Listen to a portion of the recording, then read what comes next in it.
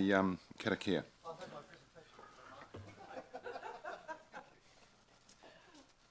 Me anoi tātou e te atua tēnei mātou au mema kua poti te hapore o Wanganui, arahina ia mātou ki te whakatau nā whakatonga pai mō te rohi mō nā tangata katoa kia piki ai te ora o te hapori. Me nā iwi katoa o Wanganui, haumi e, hui e, taiki e. Let us pray, dear God, here I am, here we are, your elected members of Wanganui. Guide us to make good decisions for the district, for all people, to uplift the community and all peoples of Wanganui, bring forth unity. It is done. Amen. All right. Officially, we have a few more minutes before we get started, but I just want to say thank you all for yesterday. We've still got 2 big days ahead of us, and I think it was a good day. So my reflection is that you were still there at the end, as well as you were for the first person. So thank you very much. And any other comments from anyone, from reflections from yesterday, from anyone, any observations? Very smooth. Okay. And thank you, staff. I was just about to go there with the staff. Yeah, but they're not all in the room. So, but still, they're probably online at the moment. So, but it is worthwhile mentioning to those that are listening to this, which I think we had quite a few online yesterday, that behind the scenes, with a record amount of submissions, there's fair to say there's been quite the scramble, and I just want to express our thanks, and that will obviously we'll share that more as we finish the process up as well. And it's very hard to know. I think something like the LTP submissions impacts virtually every staff member, and obviously us as elected members as well. The other thing is, well, it's great that our community have got such strong views about lots of things. Where they've got one view on one, another person's got another view, a counter view on it. So that's hard, but that's the way democracy works, and we're here to listen. All right. So look, there's no further housekeeping, so I think we'll just kick straight into it. Sorry, Peter. Yeah, yes. That's right. I've just got an apology for I'll be away from 11:30 to 12:30. Okay. Thank you for that. Yes. No. Perfect. All right, so look, we'll get started a couple of minutes ahead of time. So we'll invite Ingrid Culliford to the podium. Sorry, these microphones are supposed to be on. So, right. So, Thank you. Okay, good morning, everyone. So I'm Ingrid Culliford. I'm the chairperson of Chamber Music Wanganui, and Bryce is a trustee of our charity and a huge support person in many, many respects.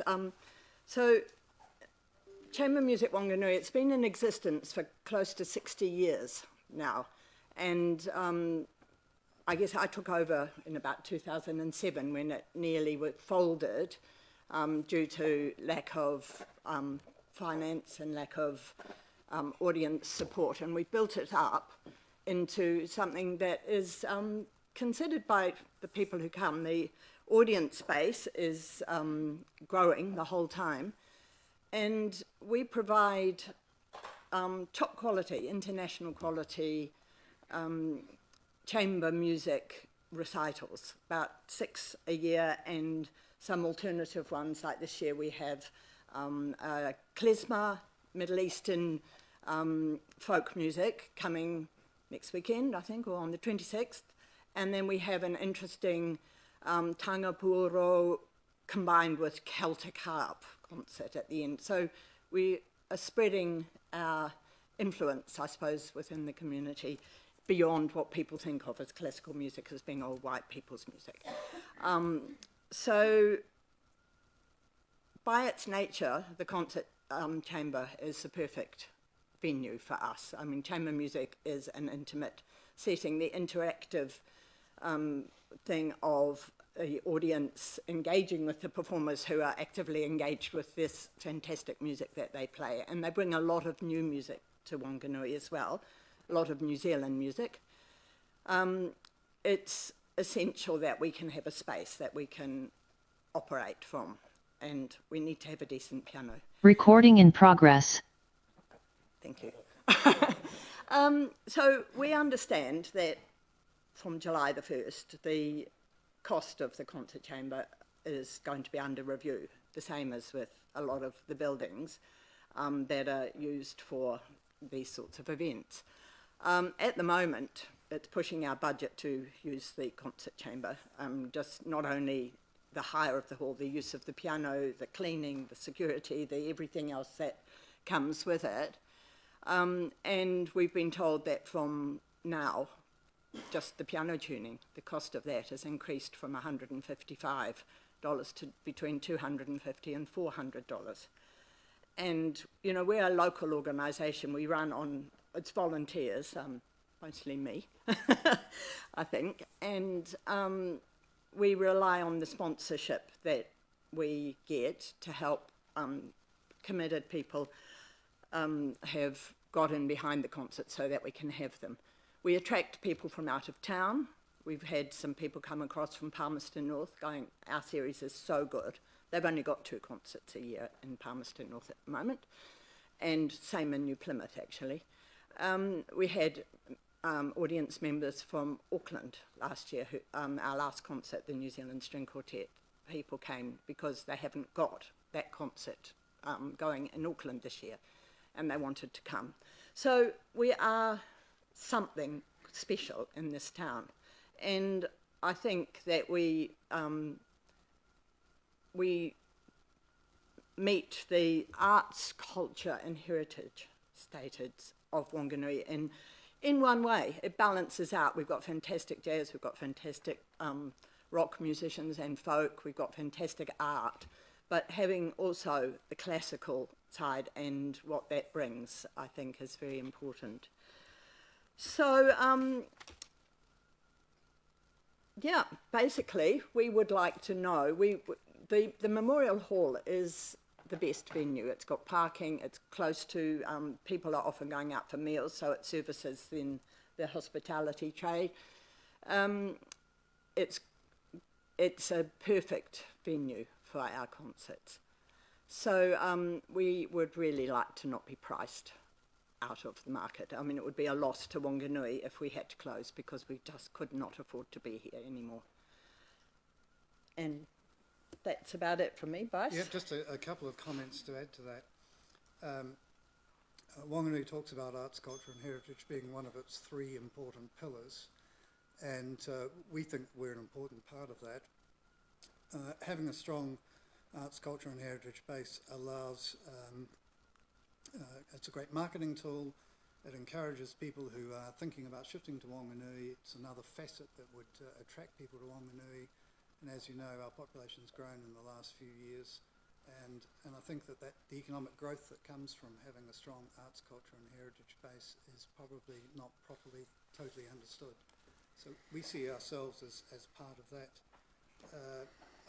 Just in terms of the facility, if we don't use the concert chamber, there won't be another classical organisation to replace us. The revenue will be lost. The piano, which is a good piano, needs to be played regularly. And maintained. If it's not played regularly, then its quality will deteriorate over time. So by us having concerts there and having the piano used is actually good for the piano. And a piano that is put in the cupboard and brought out once a year over time is not going to be such a good piano. It's important when you're looking at the money in your budget to remember that whatever you do affects the community, and we're part of that community. And we think that we help uplift people's spirit by putting on these concerts. And so we'd just ask you to consider the broader picture when you're making your budget deliberations. You've only got about 3.5 minutes. No, Yep. we're all done, ready for questions. Right, Thank so you. I was going to say, Yep. Just for your interest, though, I bought a couple of brochures. Great. I'll leave them up there so you can see what it is we actually do. Okay. Yeah. Great. Well, let's Any have some quick questions? fire questions. So, Councillor Charlie. Yeah, thank you. I'm presuming that if you don't use a concert chamber, there's no rules to perform. Not. You need a good piano. So- For most of the nature of chamber music is usually piano based, and I mean we had the string quartet there. We can do that in another venue, but we want someone with decent lighting, good acoustics. We have in the past used Wanganui Collegiate, and they were fantastic in helping us out through a difficult time and offering it for free. But last time we had a concert there, the heating didn't work, the lighting was all wrong. Nobody's allowed to park on site, and so for elderly folk, they have to walk up the hill, and they're also nervous about the narrow steps going down into the So there are auditorium. 2 grand pianos in Wanganui, one in the concert chamber, one in the opera house. The opera house is at least double the cost of the concert chamber, so it's just totally beyond our reach. And it's not suitable really, except when we've had Michael Houston. A couple of years ago we had Michael Houston come and play. He was in the opera house for 3 hours. That was rehearsal and concert.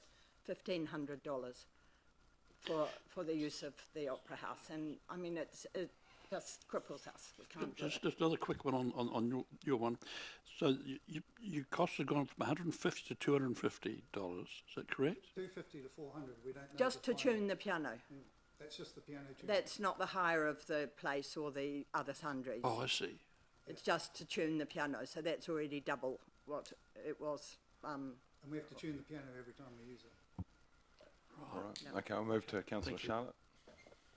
Hi.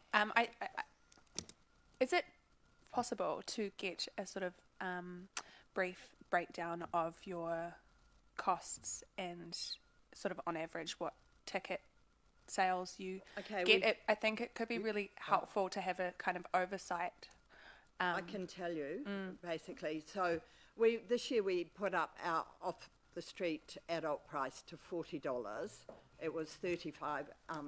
Seniors are $35.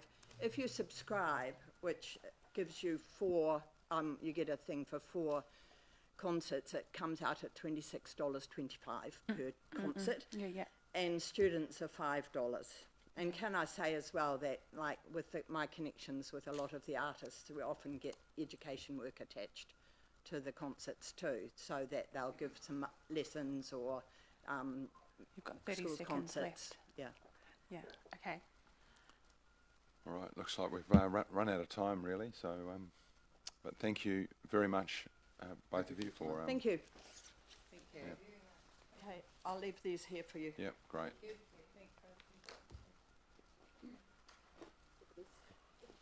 All right. Must be Vicky. Yes. Yeah. Welcome. So just press the button on the left. The other left. Your left. Right. That's better. Oh, sorry, I got it My wrong. right. Oh, yes, you're right. Sorry. Telling a left-handed person right and left. Whoa. Good morning, Mayor and Councillors. My name is Vicky Humphreys. I have commented on numerous topics in my long-term strategic plan written response. I hope you've had the time to read them.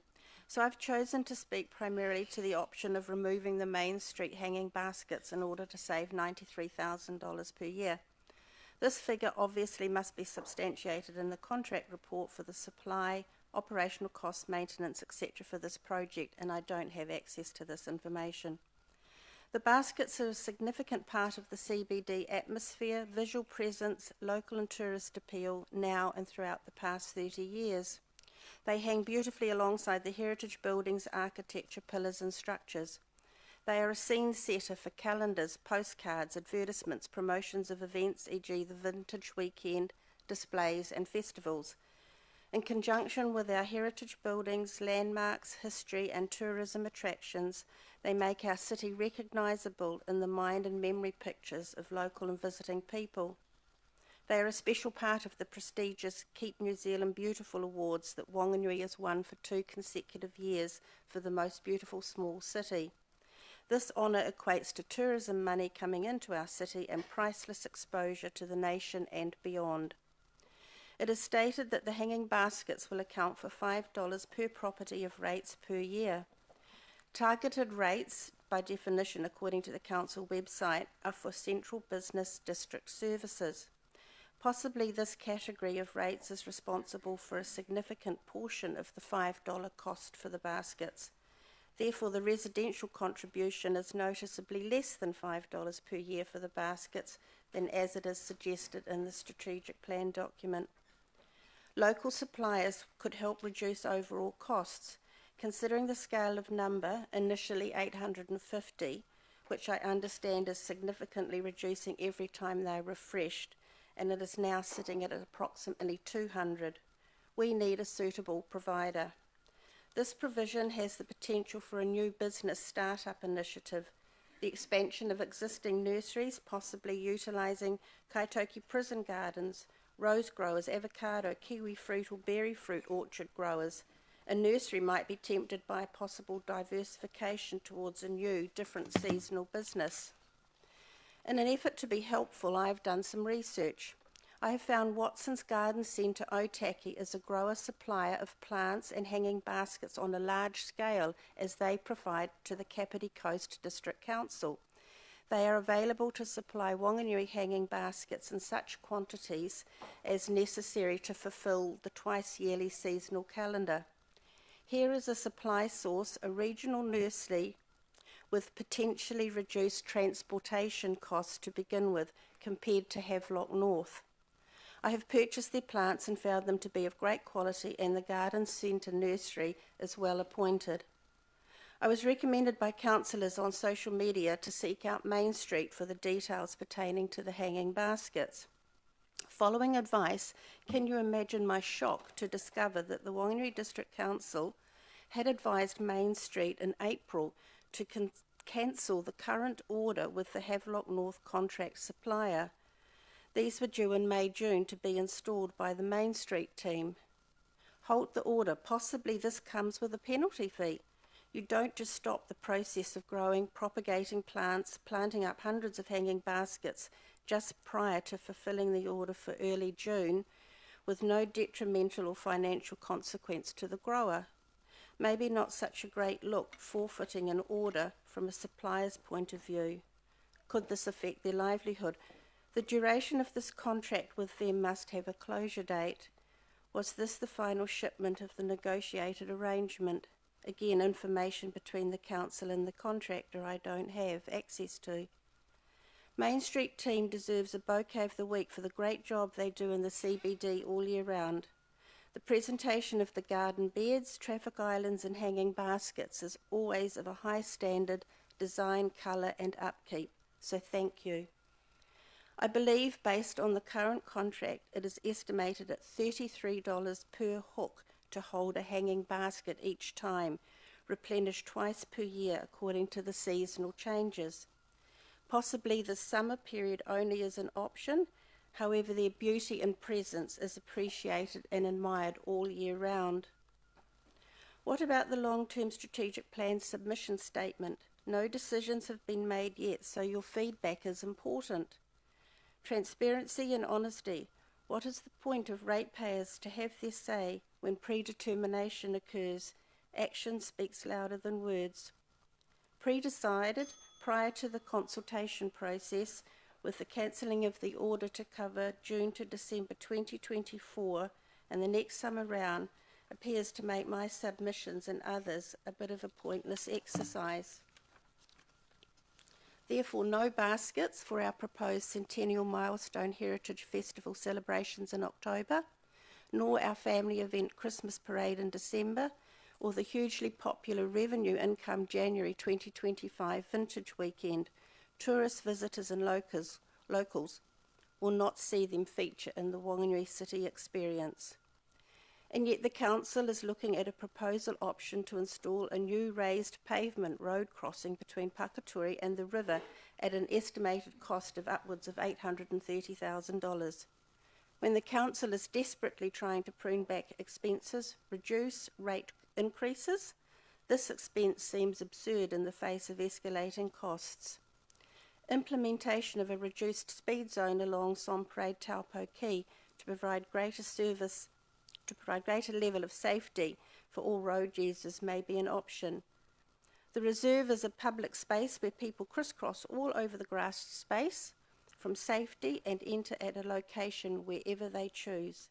Therefore, what necessitates a formalised clear entrance point that can be viewed from the river too. People cross the road all over the city every day and night without the need of raised road crossings. We continue to use the painted white line zebra crossings with great caution and trust. We like to exercise our common sense when it comes to making decisions about crossing the road. Road safety is taught to us from an early age. For the best part, common sense works. In this example, let us save up to $830,000 and not proceed with any further of this hugely expensive idea. I appreciate this opportunity to be able to speak to you. Thank you, and I have 2 minutes, 26 seconds for questions. Thank you very much, Vicky. Well done. Right, we'll go straight to Councillor thank Rob. Thank you, Vicky. I'm impressed with your knowledge of your research you've done with Wanganui and Bloom. You mentioned Kapiti. Yes. And the quality is a concern over recent years. Yes. And what is your impression of the quality of the baskets that you researched in Kapiti? My experience of the grower and the nursery is having bought for my own domestic garden with plants and the presentation of the nursery and service. It was only a couple of days ago that I had the light bulb moment to contact Kapiti, and so I haven't in recent times viewed the baskets, no, but based on the speaking to the manager and his enthusiasm and positive response, I gleaned that we're talking of quality and experience. Okay. They're a very long-standing, reputable nursery grower in the Kapiti Coast. Okay, thank you. Look, we've got no further questions. You did a great job of presenting to us, I think, Thank so you. gave us all the information we needed. Thank you. Good luck with all 1,600 submissions. Thank you.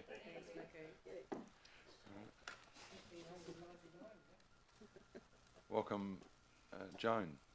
Yeah, welcome to the Chambers, and thank you for coming in. Thank you for having me. And thank you for this opportunity. My basic submission was regarding the Wanganui East swimming pools. With the unacceptable levels of drownings in New Zealand, it's important that every school child can learn to swim. Wanganui East pool is essential for the children of Wanganui East. Both the ones that go alone, it's pretty well a tough job to get to them, for them to get to the splash centre. The younger kids can't toddle across the bridge, down the road and over the whole territory to get there. It's just impossible. The school, there are 4 schools that use that swimming pool to train children how to swim. I had a sort of petition because there were a lot of people who I spoke to who weren't apathy rules, I know, and a lot of people can't be bothered filling in the whole form. But these people, the minute I mentioned the pool, they were, oh yes, we want that pool to stay. Either I learnt to swim there, or I remember happy days there as a child. My next door neighbour, whose daughter had died and she was looking after her grandchildren, that was their summer holiday basically. They went to those pools, they had picnics there, and they swam all day. Suburbs are as important an integral part of Wanganui. They are the basis of Wanganui. The city's fine, make it pretty, do whatever, and I know times are tough, and I would love to see the hanging bags, still baskets there. But this, to me, is of much more importance because it is about the children of Wanganui and their safety. And that is of paramount importance. They're the ones we should be looking at.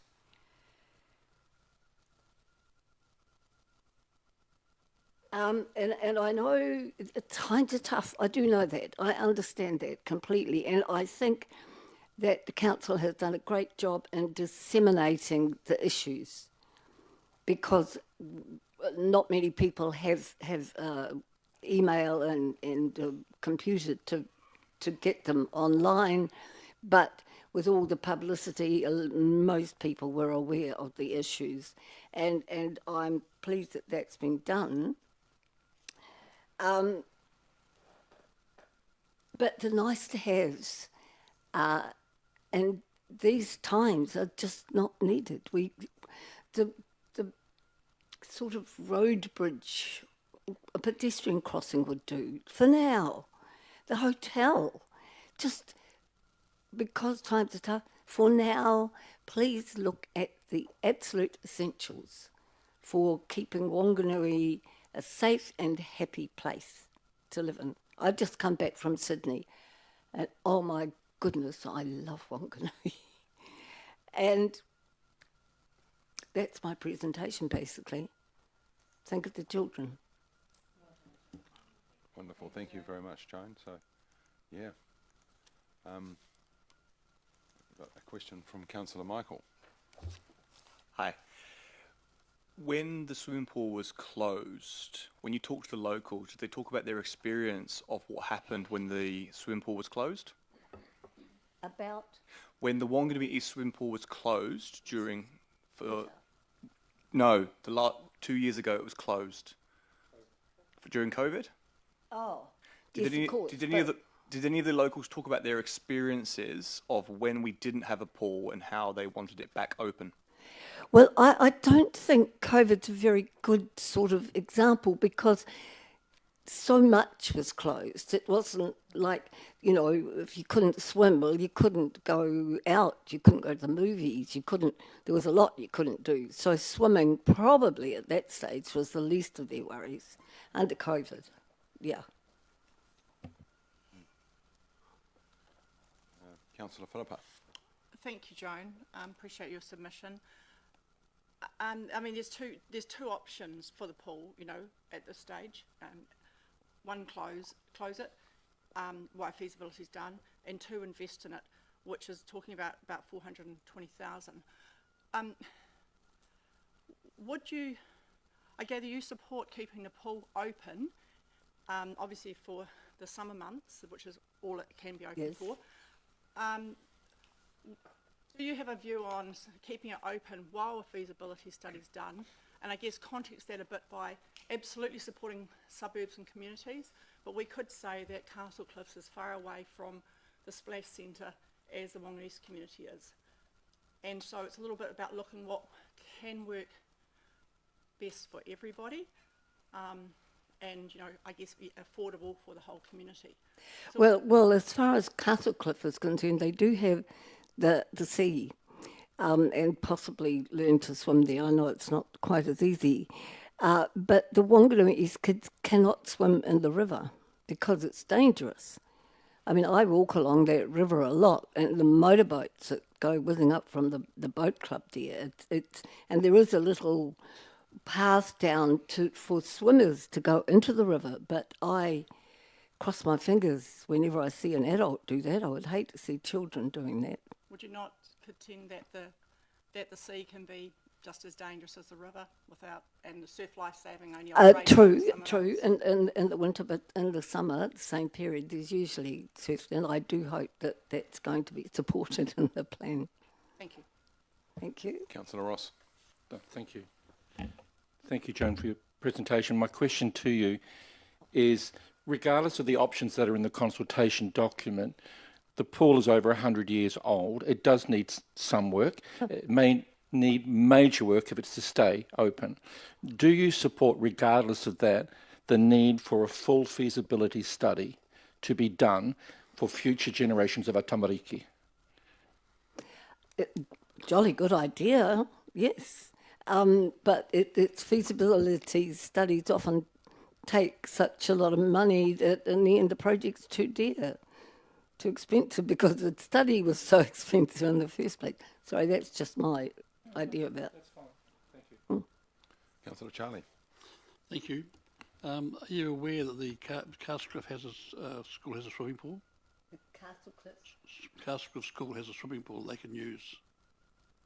At Castlecliff? The children from Wanganui? No. The children from Castlecliff can use a Castlecliff school. Oh, good, thank you. Yes, so they don't have to drown in the sea. No, jolly good. Thank you. Councillor Helen. Thank you, Joan. Joan, you're a great literary asset to Wanganui, and so I'm very interested in your response to the Davis Library proposal to close it 1 day a week. And you have put in your submission that you support closing it 1 day a week. And I think that day was... Monday. That's, at the moment, that's a preferred day. Yes, I think if you're weighing up, that gives people 6 days a week to that 1 day is just 1 day. But as compared to closing something completely, that is quite a difference. And if you've got to balance the budget to an extent that helps balance on the other side, that was my thinking there. Thank you. I'd like to see it open 8 days a week. Yeah, thank you. Great. Well, thank you very much, Joan. That's there's no more further questions. So thank you for the time. Thank you for your time. Thank you. Right. Welcome, Joe. You've obviously been here before, so yeah, welcome. Yeah. So I understand you're covering a couple of different areas, so you have a little bit of extra time. Is that? No, you're good. You're good to go. It's on already, is it? Okay. It's been a while. Cool.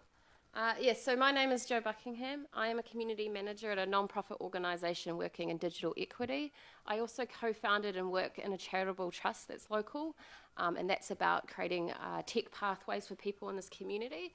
In this community, you cannot study information technology, and these high-paid jobs that come from tech are not role modelled as reality for most of our people.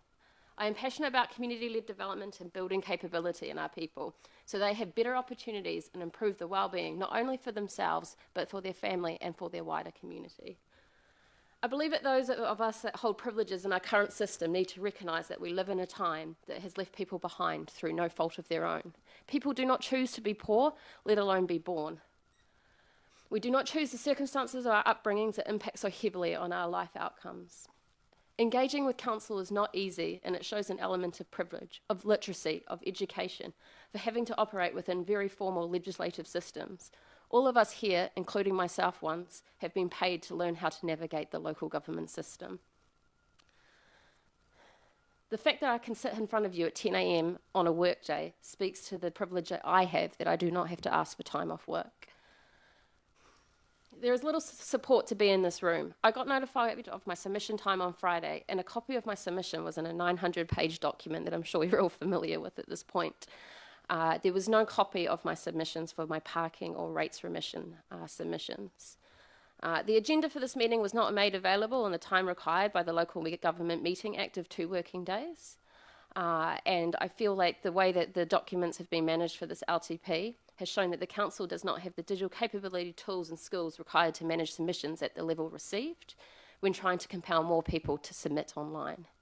But yet we expect people in our community working in manual jobs, in small businesses, raising their families or caring for others to constantly upskill themselves in the digital tools that we make them use. An example of this was that the LTP documents were listed without a paper form that was able for other people to print. You have to go into a council building to get one. It was a couple days after that was made available when asked. With the SurveyMonkey survey online, it was great that you could submit on multiple consultations. However, if you submitted one time, it blocked you from submitting again.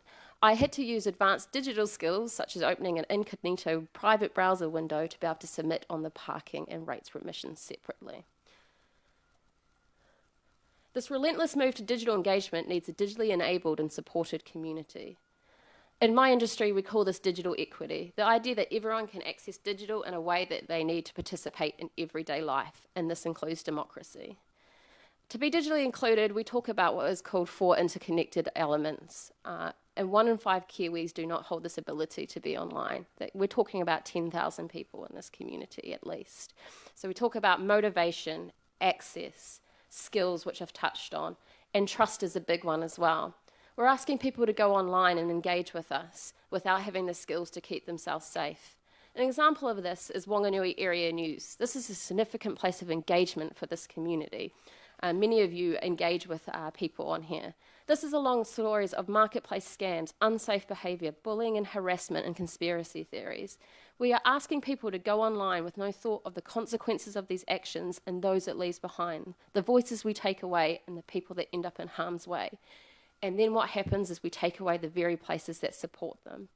Davis Library posted during the school holidays that they had 650 people through on a Monday leaving with 2,000 books. If we were to close the library for 52 Mondays, there is 33,500 people who would miss out. And this is all to save $2.60 per household per year, because we decided to treat libraries as a rated system and ignore the real benefit of uplifting those in our community who need it. There are 3 people in low-paid roles that will lose their income on Mondays. These are people in our community. Public libraries in New Zealand are an access point for literacy of all types: financial literacy, digital literacy, information literacy, and health and wellbeing literacy. They are vital community access. Reducing library hours, staff resourcing and budgets, or not investing in library spaces will include digital barriers in communities and put at risk the very trusted spaces we have built in these places. If we're talking about metrics and investment and data, there is a New Zealand study that shows that there is a $3 realised economic benefit for every dollar we spend on digital inclusion. If we're talking about other experts in local government, LGNZ research in 2023 also implores councils to enable and resource public libraries. We need to look at innovative ways to support these spaces, such as partnerships, advocating to central government for more funding, rather than viewing them as a short-term rate saving through reduction of services and budget. The idea that councils put the library closure as an option shows the very system of local government is broken. Local government sits here and complains that central government dictates to it what to do, asking us to do more and more services with less and less resource. But then council turns around and does the exact same thing to the community underneath, expecting it to deliver more services that it can't for less without paying people for their work, such as the models used for our community libraries. This is also seen with what's happened with Wanganui East Pool. This has been clearly an asset that hasn't been invested in or managed, and it required Sport Wanganui for many years to run it at the lowest cost possible. I'm asking for another option in here, that is that we keep the pool open for the next season, and properly review the options before punishing the Wanganui East community, a community that we know has very few public facilities and high deprivation.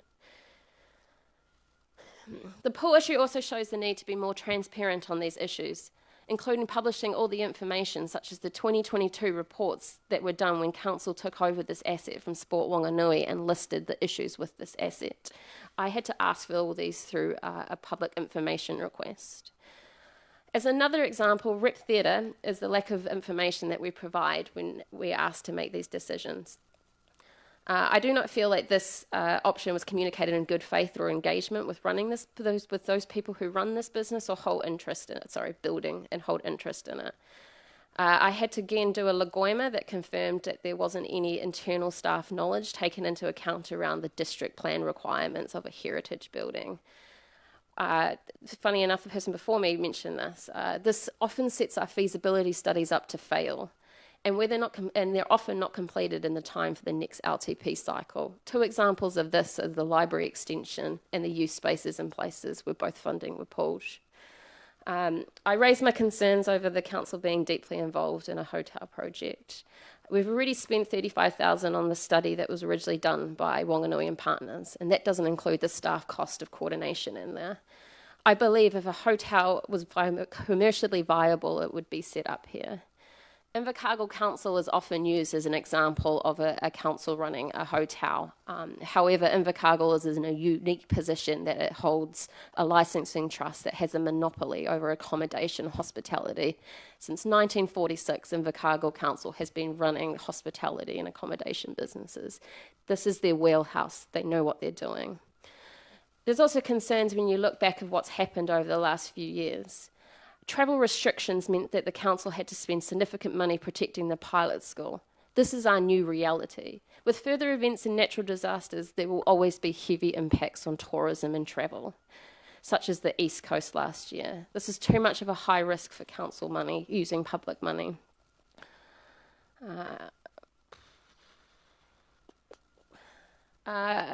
Following on, I'll just briefly mention about potential asset sales. I believe council needs to be clearer and learn from history on selling assets, especially what happened when they sold them for $1 or where people are currently in cheap leases where buildings are not maintained by council. We need to be giving clearer, plain English information on what assets can even be sold, and especially around ELE obligations when selling public land. If council does not do this, it's likely to incite racial divisions through these misunderstandings. We have seen this through the submissions on Three Waters. Two final points. Removing resources and funding for the Youth Council. I feel like there's been a real lack of understanding that community is built by people and it is not built for free. This is seen with the woeful amounts we were paying our youth councillors and also their support officer that was only a part-time resource and hasn't been there since May 2023. I'm not sure why we expect full professional results when we're asking people to do so much for so less. I just want to say how proud I am of Kiriyama, Lola and Holly and being able to see them grow through the Youth Council and how they presented yesterday, and I'm humbled I was a small part of that journey. Speaking also to that is community funding is vital for council to continue to push, if we continue to push service delivery to community organisations, which will go into my point around the rates remission policy. I want to sit here and acknowledge the mana and the mahi of the many charitable and non-profit organisations of our community that provide services to support those that are left behind. There are around 28,000 registered charities in New Zealand. They have income of over 21 billion, 217,000 volunteers, and more than 145,000 full-time staff. That's 5% of the New Zealand workforce. There's up to 116,000 non-profit organisations according to the 2018 census. These organisations speak to the second purpose of local government. This is to promote the social, economic, environmental and cultural well-being of communities in the present and for the future. It's many of these non-profit and charitable sector that fill the hole of poor well-being outcomes from underfunding by central and local government, corporate greed and income poverty compounded by intergenerational trauma, class systems and colonisation. This will only increase with ongoing cost of living crisis and inflation and the current political focus on using race issues to divide our people. As mentioned, many people who work in our community orgs are low paid if they are paid at all. They do it for the love of it, and when they burn out, often so does their organisation. The reason I bring this up is our current rates remission policy will only give rates remissions to community groups if they own their building. Many other councils have it that if you also occupy that building, and in a traditional lease, these charitable organisations are paying OPEX cost, including rates, that we should be recognising that those people are having rates issues.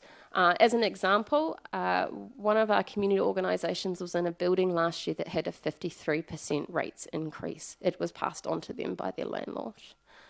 And in my submission, there's a whole bunch of councils that do that. And then I will just quickly go on parking. Hopefully you've seen my submission, but basically that was around, and I think the increase in the costs for the parking is excessive, especially in a community where our median income is lower than the rest of New Zealand. I implore to ask if parking wasn't a barrier to travel into the city for work. Why do councillors get parking permits so we don't have to pay to attend meetings? I especially concerned around changing the parking around Drews Ave. The way these consultations work, the legislation burden of council is that the original survey for this parking consultation was done in March 2022. And if you look at Drews Ave, the reality of the businesses, the people that work there, it's very different to what it was in 2022. We should be encouraging people to come into UCOL and study. We should be encouraging people to come into the city and work, and parking becomes a barrier for that. Again, not to bring up Invercargill again, but they do. A part of my submission, there is some information there about what they do, which is they give 30 minutes free, which encourages turnover. And that's 47% of their users in 1 quarter was taking advantage of that 30 minutes, thus turning over parks in high use areas. Just one final thing I wanted to say was, fundamentally I see that the long-term plan is trying to paint a wall that's falling down and needs replaced. Local government is broken. The rating system is broken. We had a chance to advocate for real change, and we defaulted to buzzwords like localism to stop local government reform. Simple things that have stopped now would have been the GST returning to councils on rates and then having central government pay rates on their own buildings. We need to push for real change, not sit and feel like we are at the mercy of central government. We need to stand in our mana and our purposes under the Local Government Act, including the second purpose. We need to act for our community's well-beings now into the future, and not for short-term gain or pet projects. Sorry, there's a lot there. There is a lot, Joe. Thank you very much. We've obviously got your submission. There's a lot of thought gone into that, so we can see that. So thank you. A lot of questions come up quickly. So Councillor Josh, I'll go to you first. Yeah, thanks, Joe. I just want to clarify part of your submission that you haven't mentioned today but was in your written submission around Marae development. So you said that it should be considered in a future annual plan as there will likely be significant changes to local government funding by central government. What did you mean by that? So I think because the original funding was from the Better Off funding, correct? So I think we don't know what's going to happen in that local government space, and we know this because we're deep in local government. So I kind of felt like the question there's not enough information for people to make that question. And we've seen, as I mentioned in my presentation, what that question has done is created people being able to make issues based on race, which divides this community. So I think to me, it just didn't seem appropriate for it to be in the LTP, especially without the background around it was funding out of the original Three Waters plans. So putting that to one side, and I realise this might be difficult, do you believe that there is a place for council to be funding Marae development through rates? Absolutely. The second purpose of local government talks to cultural wellbeing as social, economic, and that's what Marae provide to our entire community. They are community spaces. Sure, thank you. Right, Councillor Kate. Thank you, Joe. What a well-researched and well-presented submission, thank you. I've heard what's wrong with a lot of what we're suggesting, in your view. I've heard forget pet projects, in my words. Do you have any other advice around other services? You know, if we're looking to deliver a 10% or less rates increase, do you have any other ideas about what services we should turn our eye to reviewing and perhaps reducing? I strongly believe that you have a council full of very capable council staff who have knowledge and experience across many aspects of local government. It's across infrastructure, it's across community, it's across housing, it's across activation of parks and things like that. My only thought would be to make sure that you hear these voices and rely on the experience and the on-the-ground knowledge that these council staff people have. Thank you. And a question from me in relation to that, mine's the opposite. So you talked about the funding and financing model being broken in local government. Do you have any ideas around what non-rates revenue could look like if we can't rely fully on rates? Much like a submission yesterday, I have a real issue with that reliance on non-rates revenue. I think things like looking about where the central funding comes from. It's been touched on with like the returning of GST of the put on rates back to communities. I think there is other ways than relying on councils having to manage projects or businesses that they don't have the internal capability.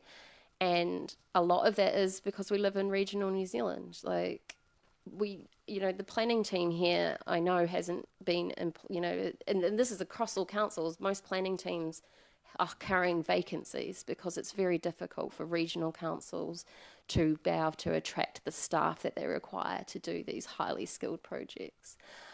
So that's always going to be a barrier to the way that council is able to manage any sort of non-rates revenue. For me, you need to change the system of where we get the funding from. If central government's asking us to provide services, then they need to be providing the funding beside that as well. You look at the arts, creative arts funding. They give the funding that we give to the community, but they do not pay for a resource. The community pays for that. Councillor Rob. Yeah, thank you, Joe. Just on your parking, you mentioned the 30 minutes free. First hour free is quite common in cities around. It would probably cost circa 600, 900,000 per annum. We can't forego that income. Where would you suggest we look to make up that drop in income? Again, I think it speaks fundamentally to a systems broken that we rely on our community paying for parking to fund council. I think for the 30 minutes, and you're looking at people. I can't remember how much we make on parking fines, but it's quite a lot, and that's impacting on our community. That's less money that our community has in their pockets, which is then creating less, worse wellbeing outcomes on the other side. I can't answer that because, as I said, it kind of goes against my idea that I just don't think we should be punishing community with parking fees so we can run a government public organisation. Okay, thank you. Look at that, we've got 5 seconds left, Joe, so thank you very much for all of the effort you put into that. Thanks. Appreciate it. Yeah. Look, we've got a break, so if we're back at 10:39, that would be great. Ready to go for the next one.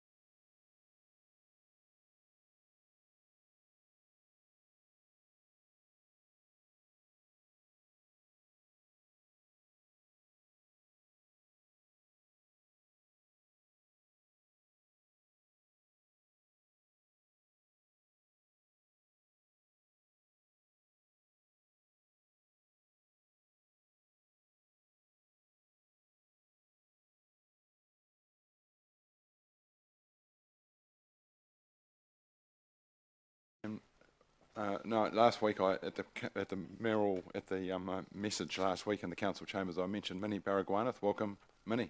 Yeah. So you're it. You're on. Yeah. I just launched it. Yeah, no, the speaker's on, so you just launch into awesome. it. Yeah, yeah. Okay. Kia ora koutou, ko Minnie Baragwanath, tōku ingoa. Pleasure to be here. It's a beautiful room, isn't it? I haven't been in here before.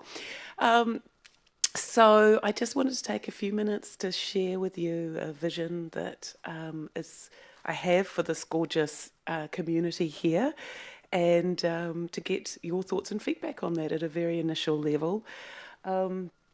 Now, forgive me, I'm actually partially blind, and I can't quite see if my slides are working because they're a little bit far away and a little bit fuzzy around the edges. So, oh, you're good. Okay, so if I'm talking about something that's not up on the screen, forgive me.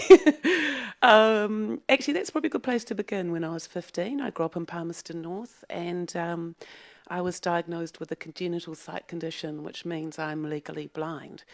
I have no sight in the centre of my eyes, which means I can't drive, can't read books, can't see any of your beautiful faces. Well, I did notice Helen's gorgeous haircut, but it's had a profound impact on my life. As a student, it made it very difficult when it came to times to study, and it made my path into employment also quite challenging. Not because I wasn't capable, but because the world around me simply hadn't been designed in a way that understood how to be accessible to, at that stage, a young blind woman trying to live out her hopes, dreams and aspirations. Anyway, we jump forward quite a few years later, and I have recently moved to Wanganui, and which I'm absolutely loving. I think it's an extraordinary community, and I've been thinking hard about how I might be able to offer and contribute to this amazing community. And I know local government all around the country is struggling with rates, finance, climate change, all of those things. And so what I'm hoping to do today is to paint a little bit of a picture of a way I think we as a community could really add value, not only to the community here, but to the country as a whole and potentially globally. I know this is a very bold, courageous council, so I think it's a good place to be having this conversation. So what I want to start by saying is the status quo, the way we've designed the world, and I mean we, all of us, at a macro level, in a way that does not take account of the 1 in 4 of us. That's over 10,000 people here in Wanganui. That's over 1 million people here in New Zealand. And it's close to 2 billion people worldwide who happen to live with an impairment. This is not an insignificant population group. It's probably the largest untapped market in the world. And when we think about that group as consumers, which is only one lens, and I know it's not everyone's lens, but if we think about it through that lens, this group has a spending power of close to $13 trillion US. That is probably the largest untapped market in the world. But right now, that population, those of us who live with an impairment, do not have the products, services that we need to really flourish. When I was 15, I was told as a blind woman I'd probably be unemployed, I'd probably have terrible health outcomes, and I certainly was not framed as someone who would contribute to the New Zealand economy in a significant way. Well, at this point in my life, I'm very pleased to say that I think I have contributed. I've run a number of organisations that have contributed millions and millions of dollars back into the New Zealand economy, employed numerous people, and hopefully contributed changing the lives of a number of people along the way. The reason I share that is not to give you a glimpse at my CV, but it's to say when we get it right, a blind woman, a blind girl, a blind man, a deaf man, whomever it may be, can contribute enormously to the world around us. And what I see as the vision for this gorgeous community is for Wanganui to become the first city of possibility in the world. And I talk about possibility as being distinct from the deficit frame of disability or even accessibility. Possibility at its heart is future focused. It's about how do we work with the innovators, entrepreneurs and designers who happen to live with an impairment to reimagine our world. And why is that important? Not just to this community, but to all of us. It's because if we live long enough, if we're fortunate enough to make it into our 80s and 90s, all of us at some stage in our lives will live with an impairment or disability. It's a matter of when, not if. Possibility design is the future of design, because if we don't start designing our world differently, we're actually designing our future selves out of our community, our society, and our economy. What I see here in Wanganui is a unique opportunity to become an incubator, a hothouse, a place of training and development for world-leading innovation products and services. Was that 5 minutes already? Is that what that ding was? Yes. Yeah, sorry. Okay, I'll quickly wrap up. If I just share one story, there's an amazing young guy I know called Arash who immigrated to New Zealand several years ago. He has now started to go deaf. He was studying at Auckland University. He was studying electrical engineering. And as he started to lose his hearing, rather than being defined by a deficit, he thought, how can I turn this around? How can I turn this into an opportunity? And he went on to create the world's first sign language avatar called Nikki. Kara Technologies is currently located in Auckland. But what if Wanganui became the place where we hothoused, innovated, supported, nourished and grew innovators like Arash, tapping into that 2 billion people worldwide population, that $13 trillion market?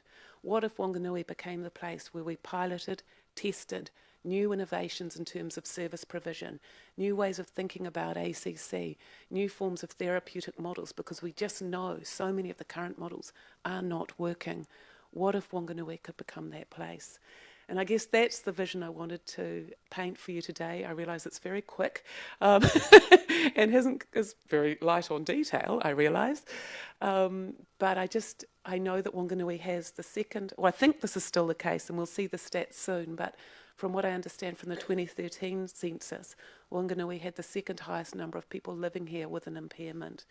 I think it's an extraordinary community, well positioned to take up this leadership role in partnership with other agencies. I'm not seeing this as something the council should bear on its own.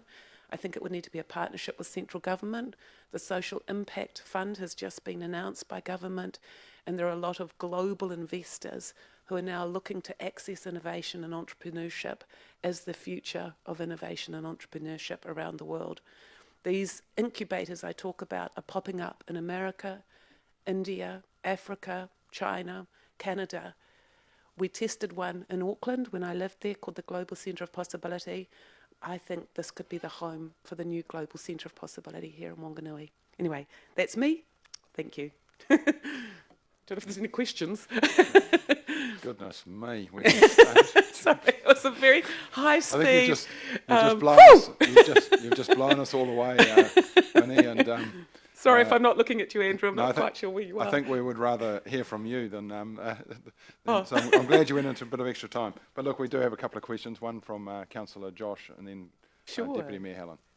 Yeah, thank you. A brilliant, inspiring presentation. Thanks. If there was one thing that we could do to kick this process off, what would it be, in your view? Well, as it happens, I did put a slightly ambitious figure down, and I think there needs to be some start-up investment to actually be able to do the work to scope up the business case for this.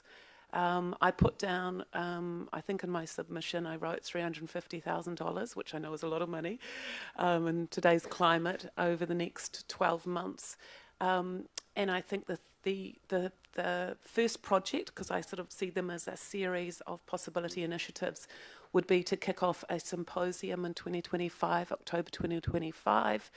I've started conversations with Wanganui and partners about this as well, and building on the UNESCO City of Design, but to enable that symposium, which could be the catalyst for everything else to fall off the back of, and to start the groundwork around a 25-year strategy, because I think we have to be thinking long-term, looking out to 2050. So dare I say it, it's resource. Awesome, thank you. Yeah. Right. Deputy Mayor Helen, one more question. Yeah, thank you, Minnie. The Social Investment Fund, I did hear that announced, and I know a little bit about it, I think. Yeah. But have you had much time to have a look at a little bit more in depth? No, and I think it's a bit light on detail itself from what I understand, but I understand the principles of it, and I know that the disability community is often, and I heard something on the news last night, I think it was, about, you know, this is a community that is overrepresented in health, poor health, overrepresented in low employment, and we just have not shifted the employment stats in New Zealand it's barely moved for years. And so when one of the organisations I ran, Be Accessible, we actually did a social impact study on return on investment for this employment initiative we ran. And at that time, which was probably 5 years ago, for every dollar invested by government, we could prove a minimum of a $4 return, which at the time was one of the highest returns that had been calculated by the Social Impact Agency, which I've momentarily forgotten the name of. It was set up by Bill English's daughter, Maria English. Impact Lab. And sorry, Minnie, we're going to time has We're out of flown. time. Yeah, but we'll hear much more of you. So thank you very much. Over and out. Thank you. Thank you very Thank much. you. All right, wonderful. Bill Fleury is next. Welcome, Bill.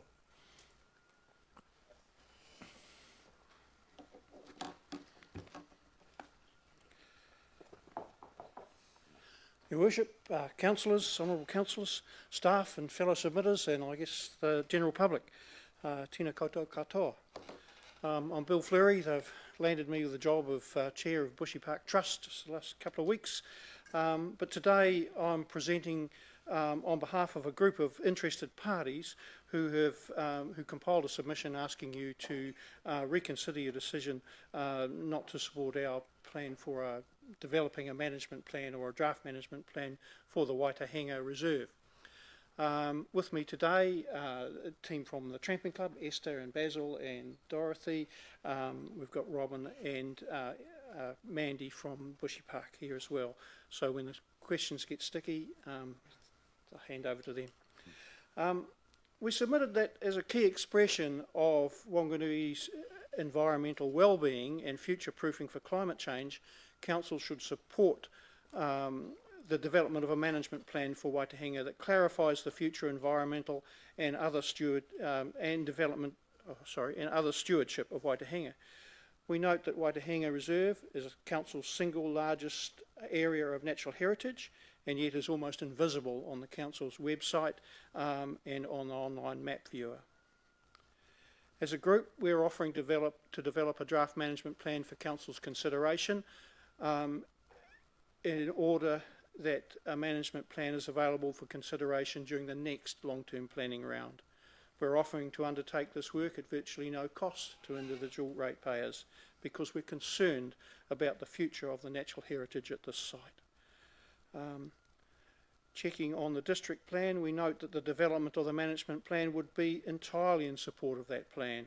The provisions particularly include the recognition of the district plan, particularly include recognition of Ngā Raru Ki Tahi Pōtaho management plan, recognition of the area as a significant feature and consistent with policies in the district plan, including to promote the understanding in the community about effects of activities on the health of the natural environment, to monitor the health of the natural environment and revise management as appropriate, to encourage maintenance and enhancement of the quality of the environment, and to identify and protect sites of significance. And Waitahenga meets the definition of significant site in your district plan. So take it that our submission has been read, so happy to take your questions. Thank you. Great. Thank you, Bill. We've got one from Councillor Charlotte. Thank you for your submission. So there's 3 things that you are seeking in your submission, which is blessing for the project. But number 3, engagement of council staff to support the project with information or access to information. Have you had contact with any council staff so far, and has that been fruitful. Prior to submitting our proposal in the community initiatives process, I asked for background of management or management planning or documentation for the reserve. That was back in September, August or September. Unfortunately, I haven't had a reply to that request yet, so that's what I've had. So, you'll note that in our submission we asked for Council's blessing. We hope that with that blessing, access to that information will be a little easier. Yeah, thank you. Right. Councillor Jenny. Thank you. Thank you for your submission, Bill. I've tramped the Waitangi a couple of times myself, so I'm very familiar with it. Have you had any contact with Doc? I used to work for Doc, to tell the truth, but I don't recall Waitangi being on their radar. They're faced with many other issues in that part of the world and in the land surrounding the Whanganui National Park, of course. But there has been some approach to Doc's support for the predator-free New Zealand process, and I understand that there are some people working on the provision and the laying out of traps for different predators in the reserve. Thank you. And my final question, if we do, collectively, if we continue to do what we're doing, which is not enough, what will be the outcome? Well, our view is that the forests will deteriorate to an empty shell, and many of the canopy trees that are in that forest will decline because of the impact of possums. The understory wall gone because of the impact of goats and deer, and predators will remove the bird life that's currently quite exceptional in that reserve. Yeah. Thank you very much. Deputy Mayor Helen. Oh, thank you. Thanks, Bill, and congratulations on your new role.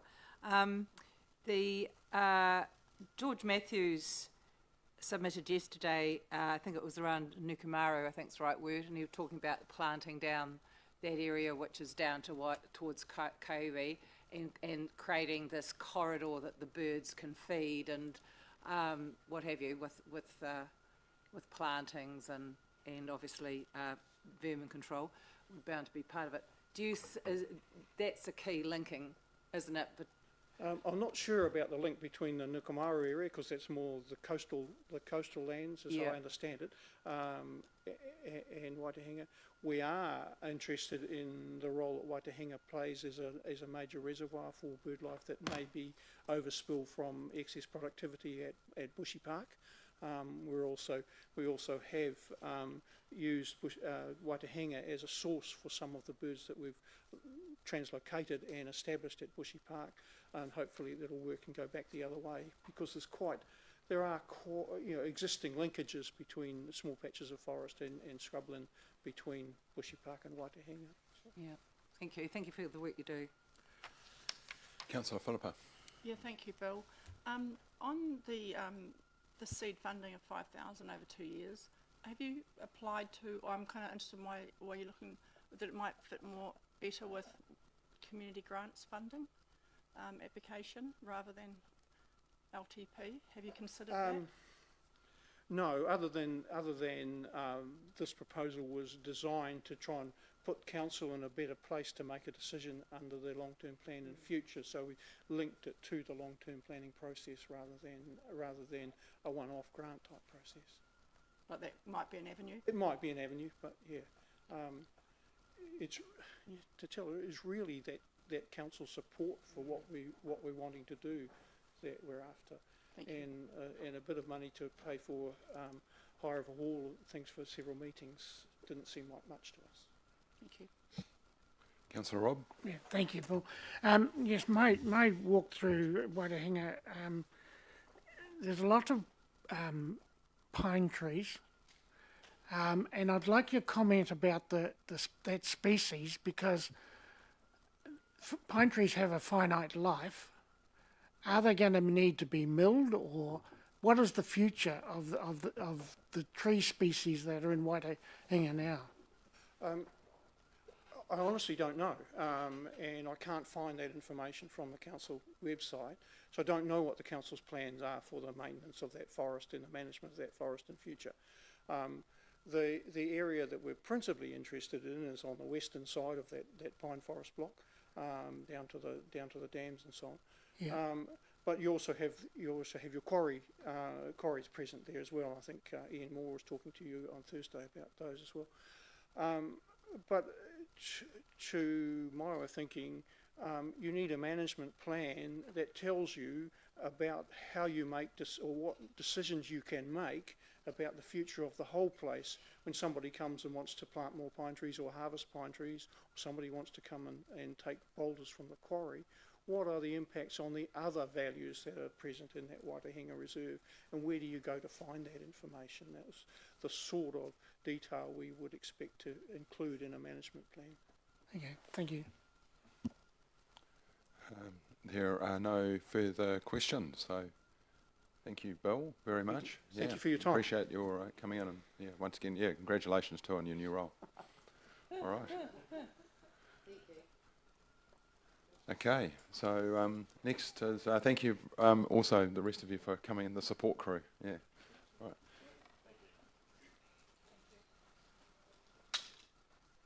right. Welcome, Ian Jones.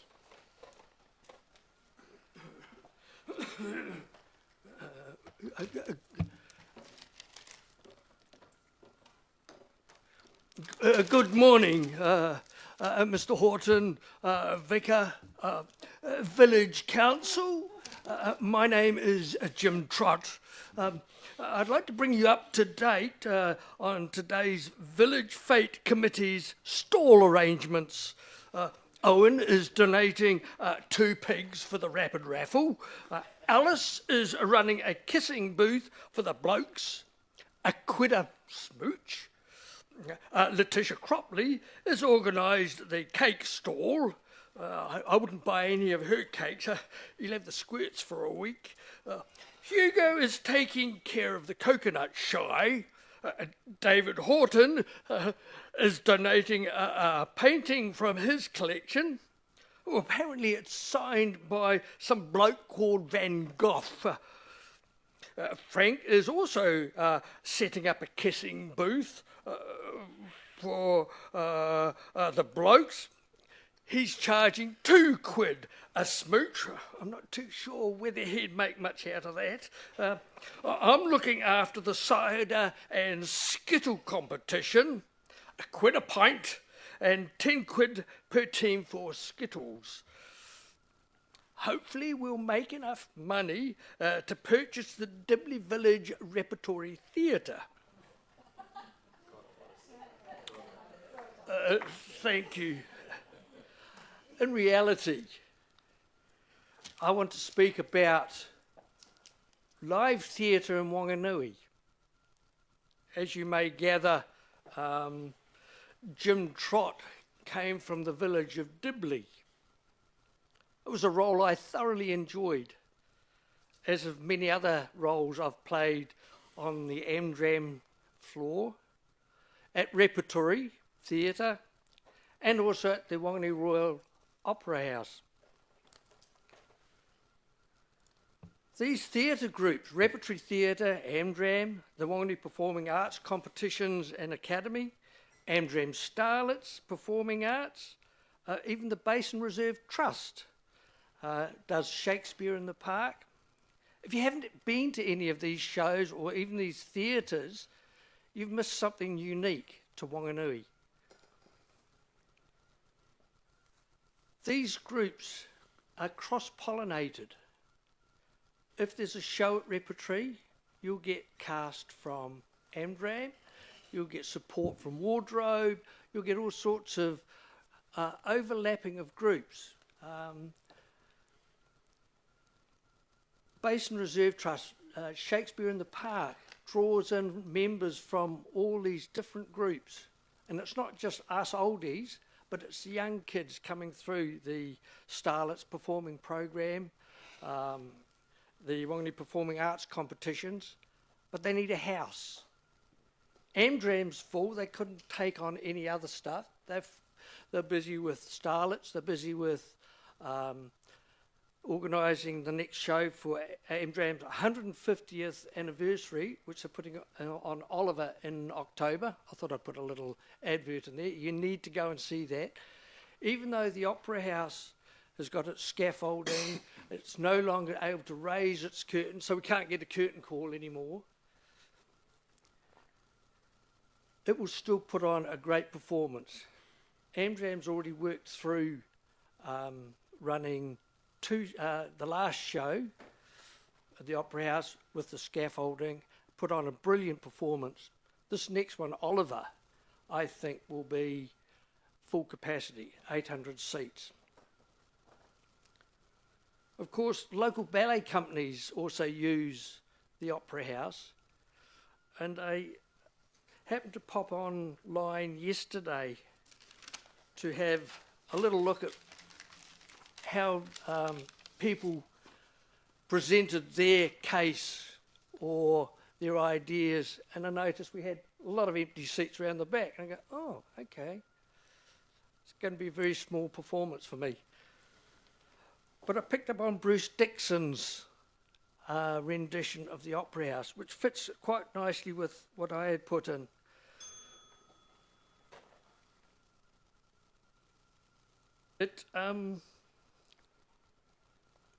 It will still work, but it would be nice to have a fly floor. If we had 17 million, I'd go for the top end, but perhaps in this economic climate, Whanganui community is probably going to protest like they already have. I watch on Facebook, and it's actually quite riotous to read some of the comments. But my other one is repertory theatre. You take the building away, you're going to lose a group of people who are dedicated, hard-working. For those that remember the RSA Little Theatre, when that shut down, we lost another group. And it wasn't just players on the floor, it was those working backstage, and even playwrights.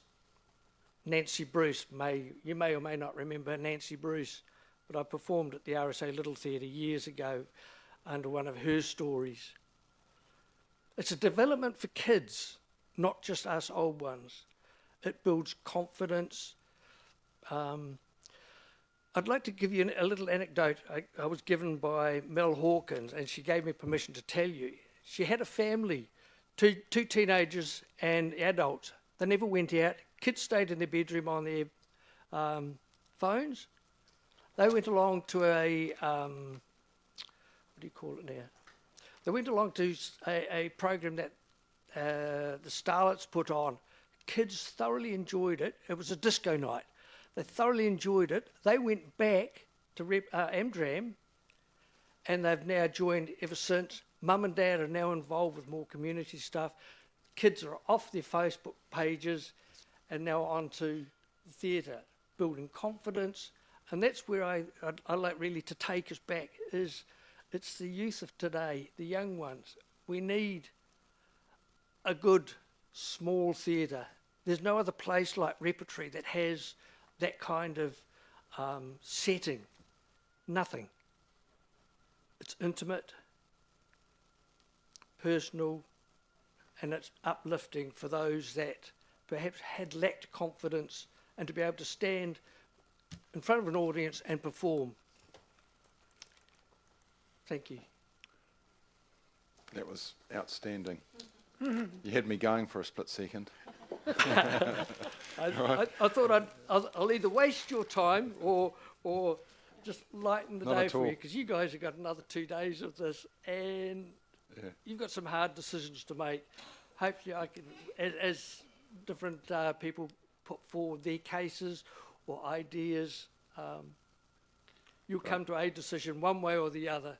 Yeah. Some will like it, some won't. Yeah, great. No, thank you. We've got a couple of minutes for questions. First one is from Councillor Rob. Thank you. Thank you for the performance, Ian. Fantastic. There are two options or three options that were in the consultation document. The second option is that council invests in the stabilisation of the bank and the building is sold. So why wouldn't it be attractive to the Repertory Society to buy this building? I can't speak on behalf of them because I'm not I see. on committee. Yeah. I'm just an actor and a supporter of theatre in Wanganui. And if there's a role that intrigues me, I'll take it. Or if there's backstage work, we do that as well. I went to the meeting that was held by Karen Craig. Karen's the one for Basin Reserve, Helen, and I stood up then and pointed that it's the youth that get the encouragement to be on stage. That little theatre, I'm sure, unless it's structurally unsound, and I think that needs to be investigated. Repertory might not buy it, but there's no other reason why a private developer can't either buy it for $1. Yeah, I haven't even got $1 to give you now. We'll take it. Well, we've got 45 seconds. I'll pass over to Councillor Glenda for a quick question. Thank you, Ian. Yeah. Great acting. You mentioned the RSA Little Theatre, which is before my time here. From your perspective, when that closed, did the people in that community successfully integrate into one of the other theatres? Some did, some just faded right away. I'm just trying to think of the names of them. But there were, I think, a lot of hurt out of it. Okay. But some did integrate back out into Amdram or Repertory. Thank you. All right, great. It's time has just expired, so thank you very much, Ian. That was thank you for your time. Needed that. Hopefully, come back again tomorrow when end of tomorrow. Bored again. Oh, sorry. No. All right. So next up is we've got Gregory Morris. Someone's left their glasses here. No, everybody else. No. Okay. Well, I won't be as entertaining as the last presenter, I can assure you. However, I'll try to keep it light. I know you guys have got a lot of work ahead of you. My name is Greg Morris. I will not address my submission in its entirety. It's there, you have it. Presumably you've read it. So I will, however, tease out a few major points that are of concern. Now, I've just written in there 5 minutes. Poof. So the overarching principle, Christopher Luxon actually said it during his recent April visit, as reported in the New Zealand Herald. And he said, local governance, local councils must stop doing dumb stuff. Pretty good. And take responsibility for their own affairs. Well, I'm sure you do.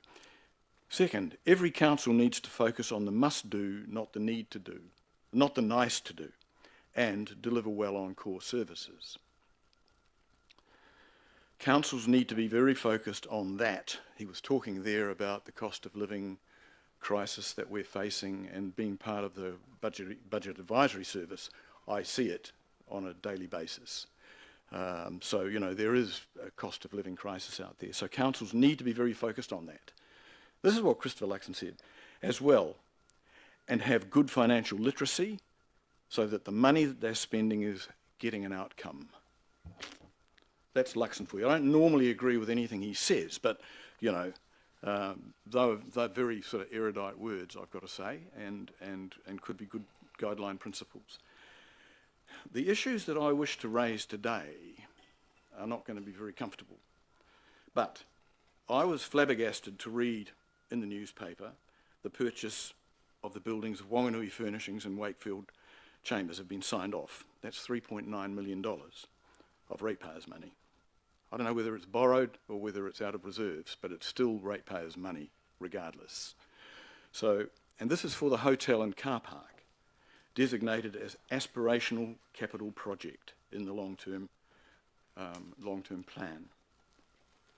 This is completely in advance of any discussion at this forum of discussion of what we're going to do about the aspirational projects that have got on the plate here.